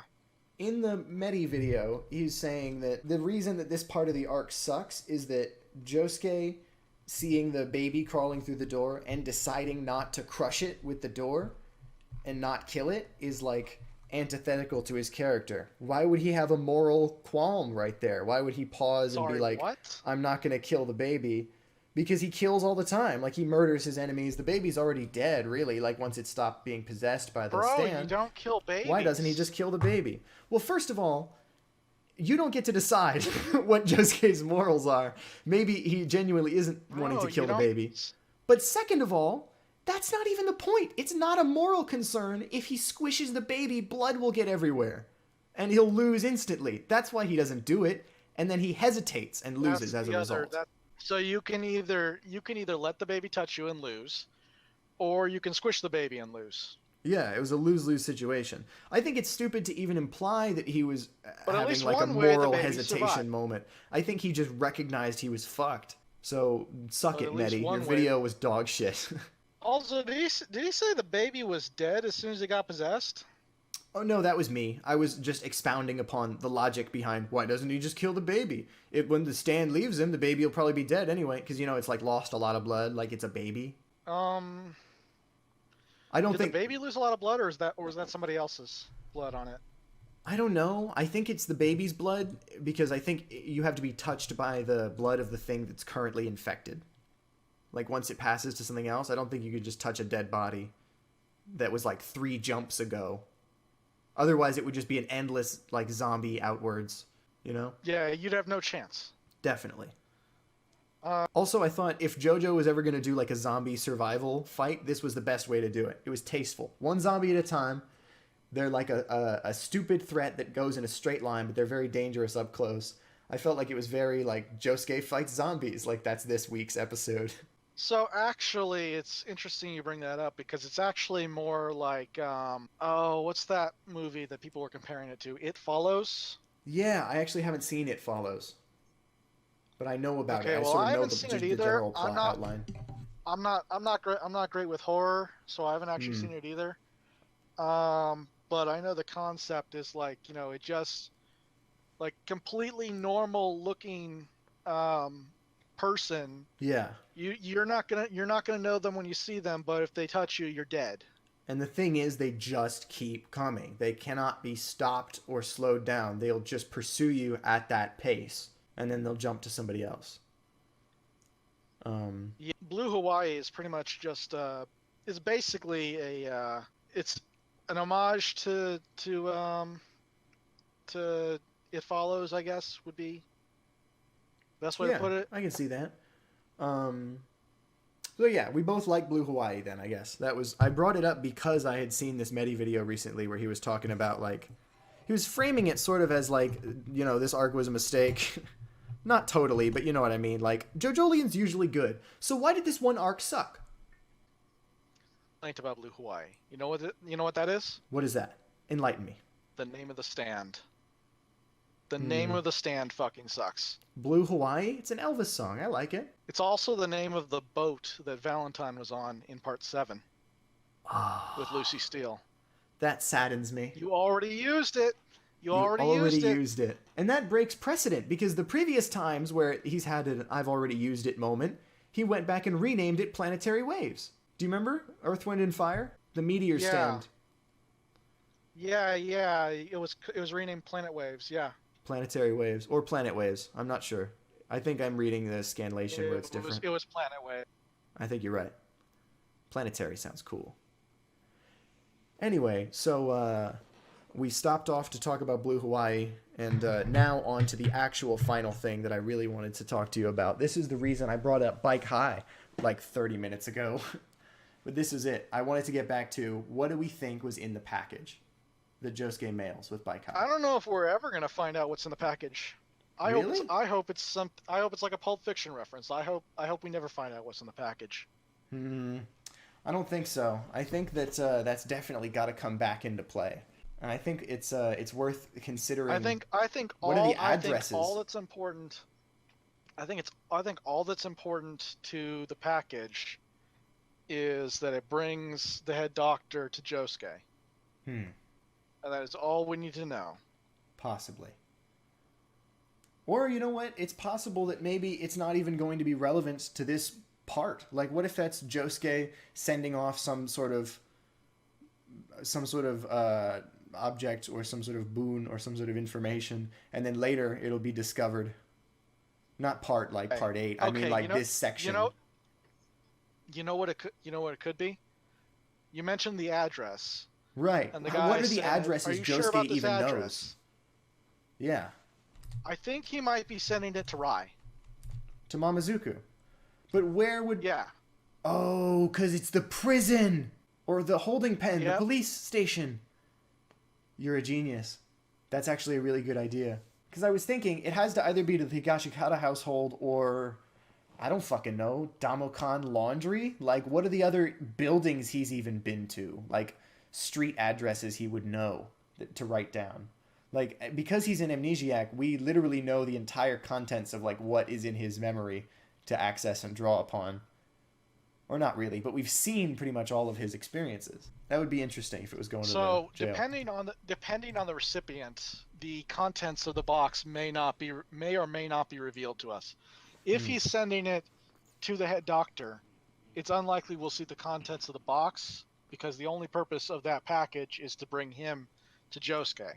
Mm-hmm. If he's sending it to Rai, we're going to have to see what it is because It's going to be gonna relevant. crucial to getting him out of prison. For sure. If it's the Higashikata household, I think it's definitely Locacacast 6251.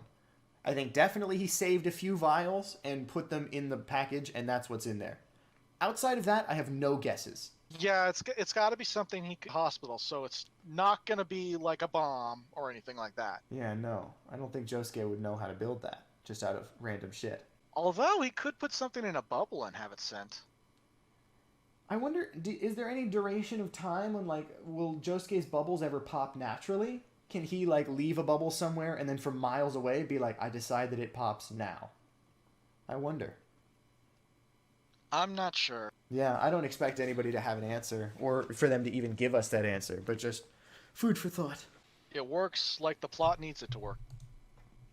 How do you, no, we already talked about this. The rock in Josuke's eye. We both think it looks fucking dope. Hey, have you noticed Paisley Park's stand design has changed somewhat? She has more like robotic arms now, like soft and wet. She sort of has like those ball and socket joints. Before she just seemed like more of a humanoid, like a meaty stand. When did you notice this? I was just saying in the latest chapter, particularly, but I don't know if it's been occurring before this. So what I was saying was I think this was like the this was during the famous Beetle Tendency arc. That was great, actually. I really liked that. Yeah, I did too. But this was like Tsurugi and Yasuho were looking at the GPS of Jobin's car or something. Yeah, the event data something recorder. From Jobin's car. To see if he had been meeting up with the rock humans. So in that chapter, I believe Paisley Park had the robotic limbs. Okay. But I could be wrong. So I'll go to that chapter then and pull that up. I believe that was during Beetle Tendency. So that was in Every Day's a Summer Vacation then. So let me go find that. Oh man, this is a great arc. I actually haven't reread this, like, at all. I've read all of JoJolion one time, and then I got to the end and I was so hungry for more that I went back and I just reread like all my favorite arcs again. So it's almost like I've read the whole thing twice, but there's a couple I still haven't gone back and taken a second look at. But I can't believe, like, I didn't even notice JoJolion was the longest part while I was reading it. It doesn't even feel its length because, like, it's using so many pages on such a small amount of time, really. Like, we use a lot of pages to not make that much progress sometimes in JoJolion. But because of this, it seems like, I guess the part does feel like its length, but also feels like it goes by so fast because there aren't that many like events that have occurred. Like there have been a lot of minor battles. Yeah, it's mostly that like there's a few plot threads that are just so long, Yeah, you know? indeed. Okay, so I have Yasuo here, um, inside the damn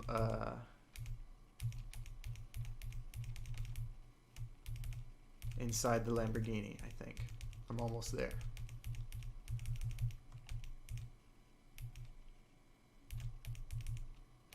Damn, dude. Okay, no. So I have found the chapter that you're referring to, and I'm copying a photo of it. Um, this is what I was talking about. Paisley Park looked way more meaty back then. She just has like normal human limbs. It looks like. Oh yeah. I was mistaken, and actually no. Now I remember because like I used this particular page as like reference for a drawing that I made of Paisley Park. Right. I remember when you And drew that. I thought this pose is like really hot, and I Yeah, want to I was fuck just Paisley about to Park. say, like, damn, Paisley Park, thicker than cold oatmeal. Damn. But yeah. Anyway, robot limbs. Robot limbs indeed. Um, what else did I want to bring up? All right. Well, I'm just going to accept that I have lost that train of thought and that I'm not going to get it back, and we'll move on. But to bring it back around to the question Those I asked memories you. are gone. They're not coming back. You're damn right. I'm going to pull that page up now because I'm like right there. That's so sad. I love that line because it's like, I feel like, you were talking about JoJolian's kind of a mess, and I agree with you. It seems like the part can't quite decide what it's about for a large majority of it. But like I was saying I earlier, gotta admit, a lot of that is probably waiting a month between chapters. I agree. I agree with you though. I think I'm sure. there is I'm some sure it's a messiness much. to I'm it sure it's a overall. much more concise. Like I'm sure fucking it's like a much. It's a much better experience if you read it in bulk. well, I definitely it is. I enjoyed reading it in bulk a lot. I'm glad that I took a break after I finished uh, part 7 to let the manga build up a little bit. Um, I caught up when we were on chapter like 91, and I had a great time. Um, but what I was getting to was the thing about part 8 and why it feels so aimless is that like I was saying this to you in the server in the JoJo chat. We were talking about this. Part 8 is the only part where like our protagonist has to find out why he's even in the story before he can like get going on the real objectives. Like he has like an existential crisis to sort out before the plot can really start chugging along. If this was a story just about like the fruit trade and the characters were pre-established, but it's not that. It's a story about a guy with no identity struggling to like find why he's in the world. And I feel like with this chapter with Holly, that's concluded. Honestly, like I feel like Josuke now is a fully formed person. Like he has a real personality to him, which is amazing for an amnesiac. Usually those are really boring characters. So in what you're anime. saying is now the plot can actually finally begin. Well, like I was saying earlier, JoJolian seems aimless for a lot of it. There are fights happening, and you're not even quite sure, like, why are we fighting this guy? Like with Yotsuyu, like he's trying to kill us, and we don't know why. If I can draw a parallel between this and an earlier part, of course you probably remember part 4. Yeah, Famously rambled in the early chapters or definitely. / episodes. It was like half the series was Scooby-Doo bullshit, and then Kira showed up and said, "Let's start the plot." Yeah, a little bit. Would you say this is comparable to that? I would say yes, and especially in that Akira is sort of retroactively part of the plot from the beginning, because you remember the original reason Jotaro comes to Morio is because there's some weird, funky, evil-looking stand user in the spirit photos that Joseph is trying to take of Josuke, so he comes to investigate that, but he also comes to investigate why there have been so many young women disappearing in Morio.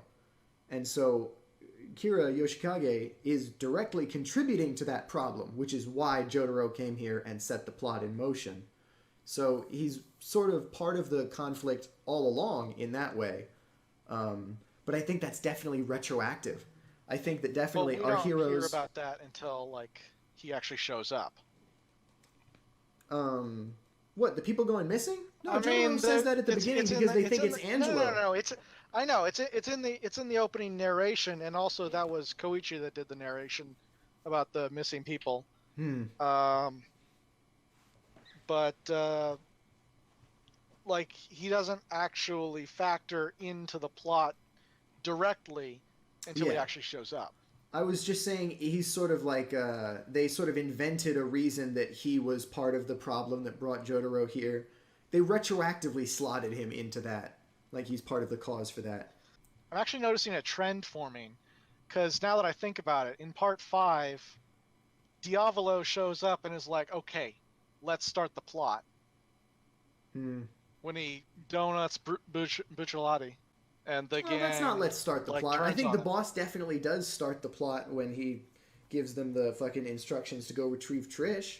But like, I get what you're saying. Okay, I'm here now. Okay, yeah, let's start the. That's the more accurate. But I get what you're saying. When he makes a physical like appearance on screen and he starts interacting with the characters, that's when it feels like the story has entered a new gear. That's also when the story shifts in tone. And it shifts gears, the goals definitely. of the group. But I think Kira retroactively being part of the thing all along, we're getting a lot of stuff in JoJolion like that, where it's like revealed, the rock humans like, oh no, that wasn't just a random motherfucker who designed the house. He's actually part of a group of rock humans, and like they're working together, and like each new one we fight, oh, that guy was actually... Those two guys were actually the enforcers for Damo Tamaki. I feel like there's a lot of, like, looping it all together after the fact in JoJolion. The story feels like that to me. I get the feeling. Hope against hope that we find out what the fuck is the deal with the walleyes. Yeah, I don't... And how they're related. I still don't get that. That's almost like... You know how people talk about... It's important to have your world and characters...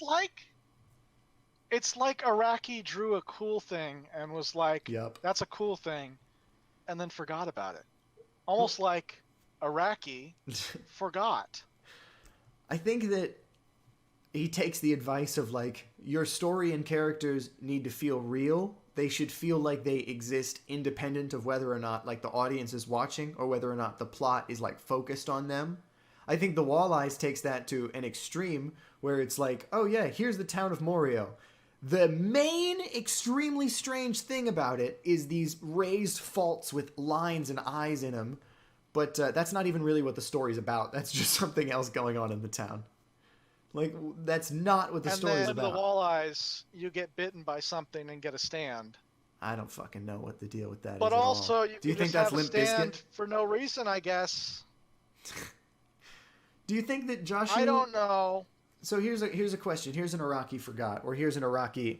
This isn't necessarily even a forgot, but like an Araki planned inefficiently. Do you remember when Joshu has his ankle bitten by the invisible biting monster, but he's a Higashikata and they've all had stands forever? So shouldn't he have had his stand the whole time? God fucking yes. What was I gonna say? Or you know what would actually be funny if he was like the Araki forgot has ruined my life.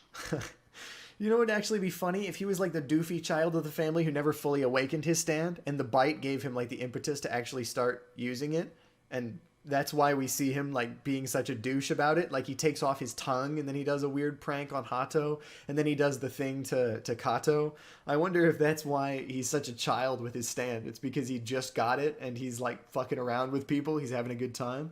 Because it seems like in Shakedown Road he doesn't fully understand it. He doesn't know what he's doing. That's an interesting... Yeah, that could definitely be it. That could be it. And they never explicitly say they've all had stands since they were kids, but they do explicitly say, like, hey, in this universe, it works a little different.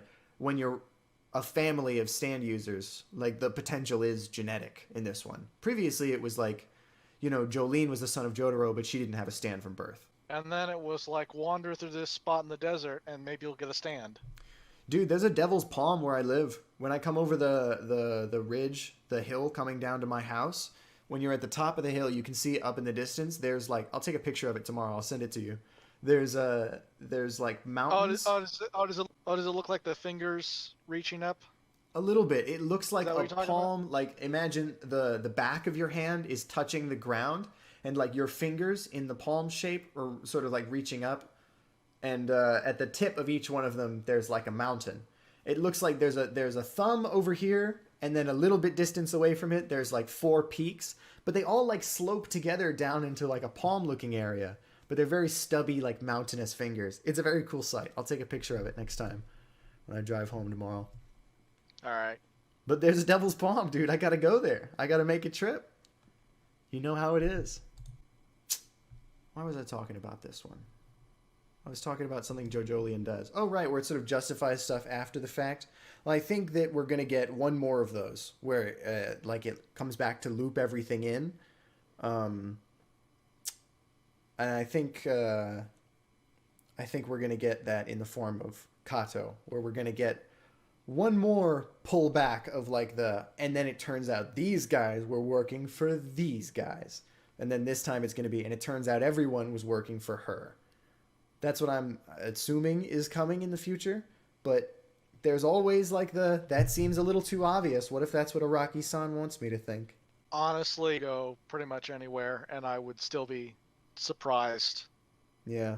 I'm really excited to see the future of JoJolion. Oh, hey, I remembered something I wanted to talk about a while ago when you were saying, or actually, you then brought up a different X-Force thumbnail, but I haven't seen this video of his. Actually, no, I have. I watched like half of it, where he just talks about like, oh, wouldn't it be interesting if there was a part 9? And it's one of those stupid like speculative videos. Like he doesn't really say anything, but there was something he said in it that I was like, oh wow, that actually does ring true. If part 8 were finished. Yeah. Well, he said something and I was like, oh wow, that actually does ring true. I never really thought about it that way. He said, for most JoJo fans, there have only ever been 8 parts. And I was like, damn, he's exactly right. Like, for a lot of the Western fan base, which got into it after the anime started in, 2011? 2013? What was it? But technically, at that point, there were 7 parts, because there was Steel Ball Run. Hold on. Going on in the manga when the anime was airing. When the anime first started. Yeah, you're correct, actually. I'm remembering that I read through Steel Ball Run, and then I got to the parts where it was showing the TV anime coming soon ad. So, yeah. Well, I guess let's say then, generously, let's put it at, since Stardust Crusaders. Because at that point, JoJolion had started. Since the Stardust Crusaders anime, yeah, of course. Everybody who joined the Western anime fan base since the Stardust Crusaders anime was airing, for all of those people, and many more who have found out about it since then, there have only ever been 8 parts of JoJo. Like, we know it as a story told in 8 parts. And there's, like, the first 6, and then the 7th, and then the 8th. That's because part 8's been going on for fucking years. Yeah. Well, they all do. Although, I sort of miss the old days when we would get a new JoJo part, like, every 3 years. Fucking parts 4, 5, and 6, you just banged them out right after one another. You miss those good old days when you were, like, 4 or something? Yeah, well, I miss them hypothetically, as if I had been there for them. I'm channeling the people who were really there to say that. You just had to be there, Sonny. In my day, we had to walk 3 miles uphill both ways, just to get a fucking copy of Shonen Jump, just to read the new JoJo chapter. 3 miles uphill both ways. In my day, we read the shitty black and white scans, and we liked it. And none of us knew how King Crimson worked, but you know what? We didn't complain. Anyway, so what is your ranking of the parts? Where do you rank part 8? Okay. How much do you like it? So, honestly, I think part 7 is still the top for me. Mm-hmm. Part 8 is really difficult to rank compared to the other parts because it's it's different from Mm-hmm. other parts. Mm-hmm. So like I don't know where it stacks up in relation to okay, so let me go from the bottom because I know my least favorites. Is it 3? So Is it 3 no, or actually 1? one is my least favorite. You know One is what? my least favorite. Nobody can fault you though. It's almost like 1 belongs there. Yeah, It yeah. just has the least to say, and it has the least unique stuff about itself. But it has to be given respect, for starting the thing. Yeah, it's like the old man that he doesn't know how technology works, then he doesn't know about the newfangled gadgets and everything, but you gotta appreciate him because he was your grandpa, and goddamn it, you wouldn't be here without him. Yeah, definitely. JoJo Part 1 is all of our grandpa.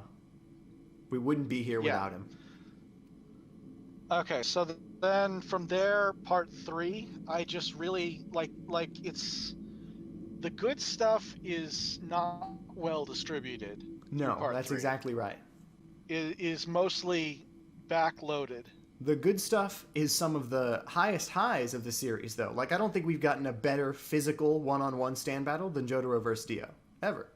And you know what? Like I can't even fault three for being bad because three was like the introduction of a new mechanic, Yeah. and even Araki himself didn't really know how it worked at the time. And I don't think it was bad at the time. I think it's probably aged poorly in comparison to the other parts. Definitely. Yes, exactly. Three is like it's like one, basically. It's like your dad, you know? Yeah. If one is your It's grandpa, three is your aged dad. poorly. Sorry, Dad. Okay. And then after that comes six. I just really Oh. it feels a lot like three in terms of it doesn't really know how to keep up the highs, you know? Yeah, I get what you're It has saying. some it has some of the highest highs, but you know, peaks and valleys, I think right? that Stone Ocean is the most like every part has its own flavor, but Stone Ocean has a very strong taste to it. Like it's if you don't like the taste of Stone Ocean, you probably won't like it at all. But if you do, then it'll be very much for you. It's a divisive part, but for good reason.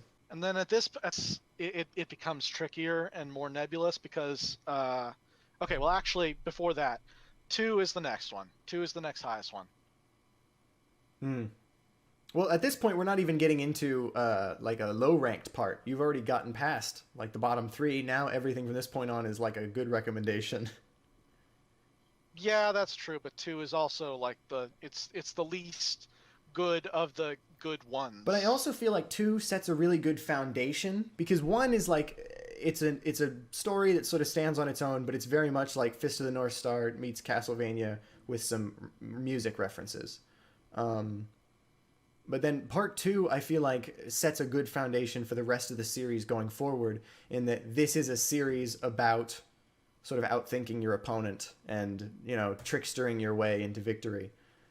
That's Without an excellent Joseph to set that's up that's how battles occur. Yeah. that's an excellent point. That's what I like. Yeah, So we owe two that to two part is two. two is where the series started to be about. Two is your older brother. When will this metaphor break down? I don't know. When we It's get to already part breaking 7? down. Part 7 is like your baby son, your infant child. You just love him with everything you have. Okay, so like I said, seven is the top. So now comes the difficult part, which is like, okay, so four and five. Honestly, I got to put four below five now.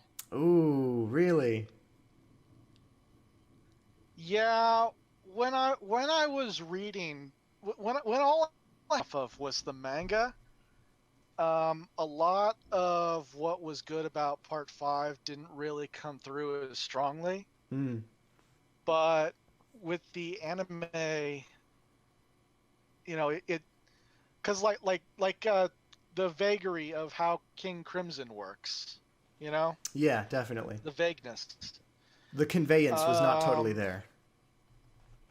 yeah, part 4, then part 5, and I guess part 8 takes second to part 7. Although Nice. it could really go anywhere within those top 4 spots. Mm-hmm. Because I'm not even sure where it's going right now. Yeah, true. I It's mean, good, it's good, but I don't know where it goes. that's true. And you can't really judge a part as a whole until you've seen like how it's concluded and how it's wrapped everything up. And once it's like a story that you can sit down and read. Yeah, I mean, if we midway through, part 3 would be a shitty part. Yeah. Yeah, it would be. Dude, I don't know what it is about part 3, but it just feels like such a drag. It feels like such a slog. You can feel Araki leaning on the crutches of like how to keep a manga going for a while.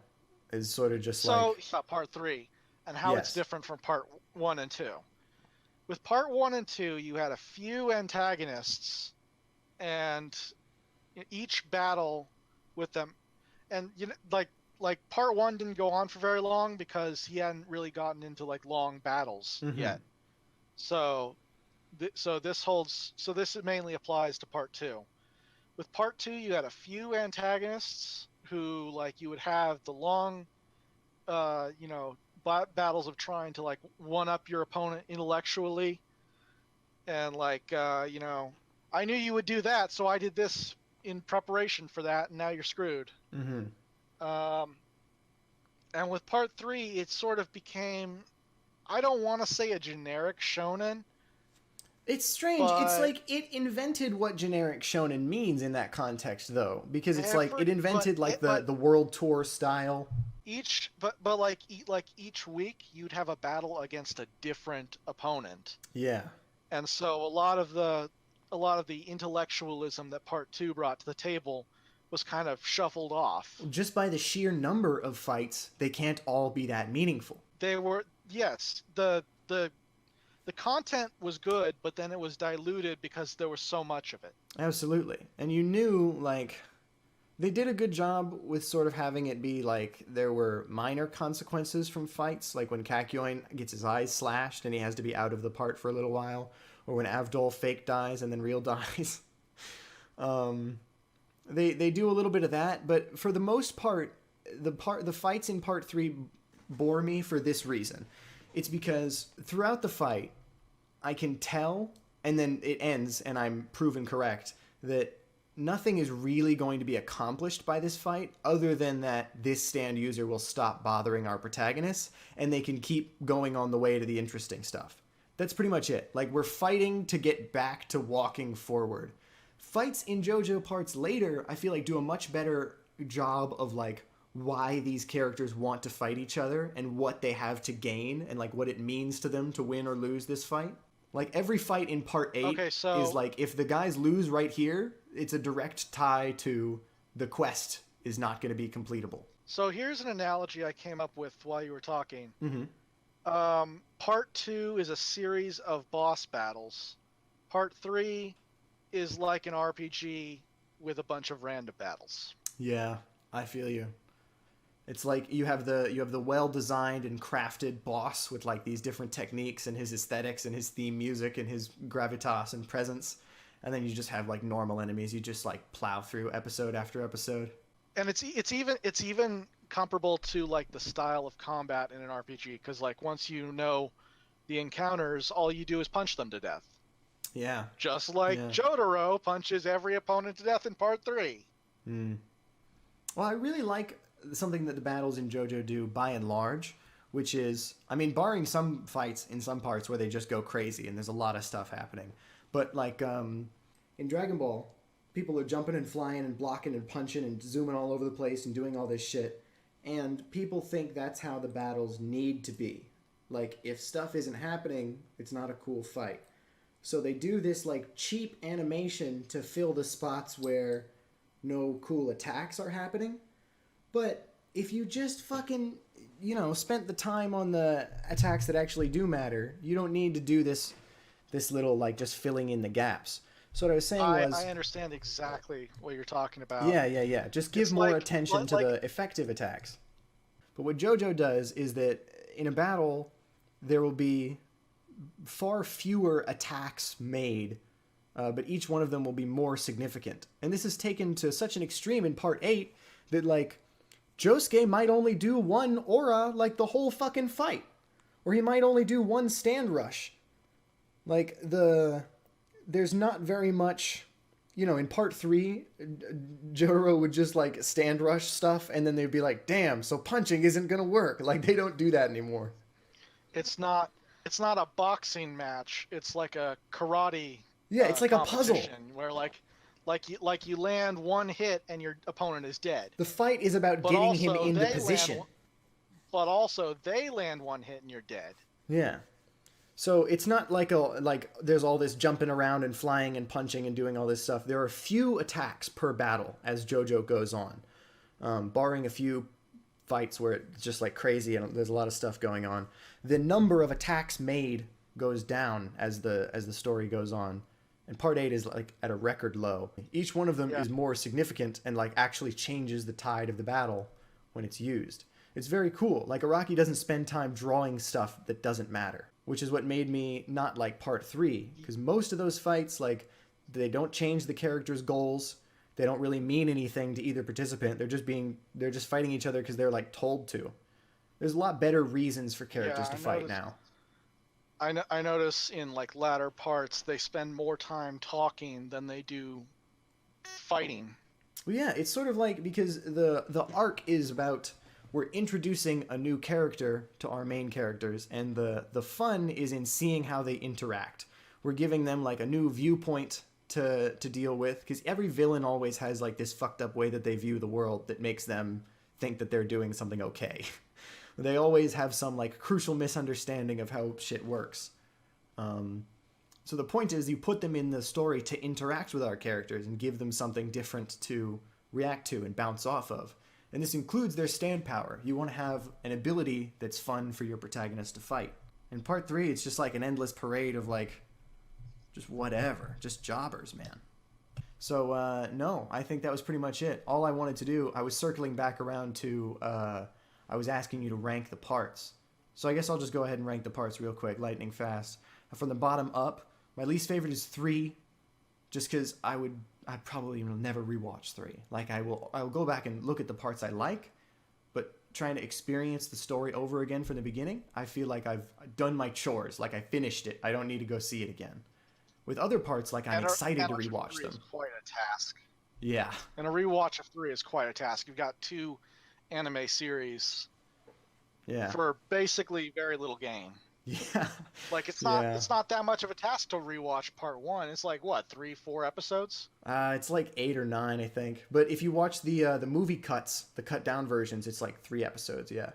Anyway, so part 3 and then part 1 is my second from the bottom. I like it more than part 3 just because I'm a huge Castlevania fan and I love the aesthetic, and I feel like it's a simple story, but it's told well. Jonathan and Dio are entertaining characters. You like seeing them bounce off of each other and interact, and it has such a killer ending that sets up the conflict for like the rest of the story going forward. Above that, I would probably say 6. I guess I would have to say 6 is my third least favorite from the bottom. But I really do love 6. It's just that like when every part of JoJo is really good, the one that has huge pacing problems is going to stand out. You know? Like, I don't think I can really put it any higher on my list just because it's not as polished as any of these other ones above it. All the ones above it on the list come with fewer asterisks of, like, why I like them so much. So, above that, I would probably put Part 5. I like Part 5 a lot. I don't know, it was the first one I read in anime format I read in manga format before I saw the anime, though. So there's certain tiny changes that I'm, like, more attached to the original way. But I really like Part 5. Part 4, I gotta give the higher spot just because Part 5 has a weak-ass villain, and Kira is probably the strongest villain in the series. His story and his... Oh, yeah, that's an I got to touch on. Is Part 5 does not have a good villain. No, not at all. He's sort of like a stand-in for a more interesting villain that just Araki didn't have time to create. We're right. Might have had that interest if Araki had done what he originally wanted to do with Fugo. With Fujo, dude, I really would have liked to see Giorno fight Fugo and maybe not kill him like Araki was saying. That would have made him sad. Well, then maybe you have Giorno spare Fugo, and then Fugo comes back to work for him at the end, and he's standing next to Mista at the chair. That would be sick. Anyway, part 4, Kira, loops back in with the emotional storytelling that I was talking about with part 8. I feel like that's where Araki started to really develop that. Because standalone, outside of JoJo completely, Kira, on his own, is a really compelling character. And the idea of, like, he loses badly as soon as they find him for the first time, but he's just barely able to scrape by and escape and blend back into society. And the moment that they let the serial killer escape back into society is, like, such a chilling moment in part 4. It's really great. I really think a point that you haven't brought up about part 5 is the creative uses of everyone's stand. I mean, like, you have a variety of stands on the main team, and they're all used to amazing effect in their arcs. Yeah, absolutely. Particularly Giorno's, because you can do like almost anything with the ability to bring life to an object. Giorno's stand is one of my favorites in the whole series. It has such amazing range. My favorite use of it, my favorite fight from his is Giorno versus Chocolata, of course. My favorite use of it is when he kicks the bullet and it becomes the tree branch, and then it breaks, and then it refires, and it's the fucking bullet in Chocolata's head, and he talks to him to stall, and then it wakes up and kills him. That's the best Giorno moment in the whole part for me. It turns into a beetle. Yeah, it's badass. Yeah. Anyway, so I like part 5. I feel like part 5 is the best sequel to part 3. I feel like it succeeds where part 3 failed. Part 5 has better fights than part 4, in my opinion. Mm. But actually, now that you bring it up, part 4 might be the better part overall. Yeah, that's why I'm ranking it higher, because it's got a really strong villain, and it's got Jotaro in it, you know. And I think the best thing about JoJo, like I said, that kind of high area up there is really nebulous for me. Yeah, I mean, it shifts based on which one you're reading, really, which one you're excited about. Right, I didn't really much care for Jotaro as a character in part 3. I thought he was okay, but I didn't think there was really a tremendous amount of depth to him. And then I saw him in part 4, and I saw how he had been realistically, like, aged up, and he's sort of, like, older and more responsible. But you still see, like, the vestiges of Jotaro that he doesn't let go of. Like when he says, "All right, Josuke, now say something cool." Like there's a great. Yeah, let us not forget Jotaro has big boomer energy in part 4. Hell yeah, dude. He's the slightly out of touch dad. He's great. So yeah, I love part 4. With a possible hearing problem. With a possible hearing problem, I mean the rain clearly does not sound like Josuke. I wonder if he's going deaf in his old age, like old Joseph. The hearing problem runs in the family. Although I think that's almost totally fake by old Joseph. Do you remember when he keeps mishearing people as a joke? But he never does it when it's disadvantageous to him. Like I thought you were gonna go a different route with I bet that's totally fake though. And he just remembered that Josuke threw his pen onto a roof and was like, "Fuck that kid." I think we've talked about this before. The possibility that Jotaro was like, "Let him deal with it. I don't fucking care." That's rough, Jotaro. But yeah, so going up sounds the list. Sounds like an issue, not an ish-me. Going up the list, part 4 has got to be my third favorite. Right now, where I'm currently at, where I'm feeling, I feel like part 8 I'm gonna rank as my favorite part. Just because that's not really an impartial ranking, because I'm fully confessing I'm in the hype for it right now. But, it's the part I've got on my mind, and I feel like it has the most to say of any JoJo part. Like, rivaling Steel Ball Run, I think, is probably the only one with as much, like, real content that leaves you with stuff to think about. Like, I felt that Johnny was a really complex and good character. He was, like, at the end of part 6... in the last, like, author note, at the end of Stone Ocean, he says, "I wanted the protagonist for part 7 to be someone who's fighting against nature in a way that teaches them how to be mature." And I feel like he accomplished that perfectly with Johnny. Like, he's fighting against not necessarily a single enemy, but an indomitable force, like his own paralysis and his own, like, helplessness. And Johnny often, like, falls into depression. Like, he can't really keep himself motivated and keep himself standing and continuing without Gyro. Like, he doesn't have that much self-confidence. Anyway, Johnny is a complex character, like Gappy. I really like them both. I think you're kidding yourself if you don't think 7 and 8 are the best parts. Bold. Bold words indeed. Anyway, so I guess that concludes the inaugural episode of the Locacacast 6251. Thanks for joining me, Merc. Fucking 6251. That's gonna get really confusing when you factor in episode numbers. We gotta name the second one 6252. What's the next episode? 6522? 6252.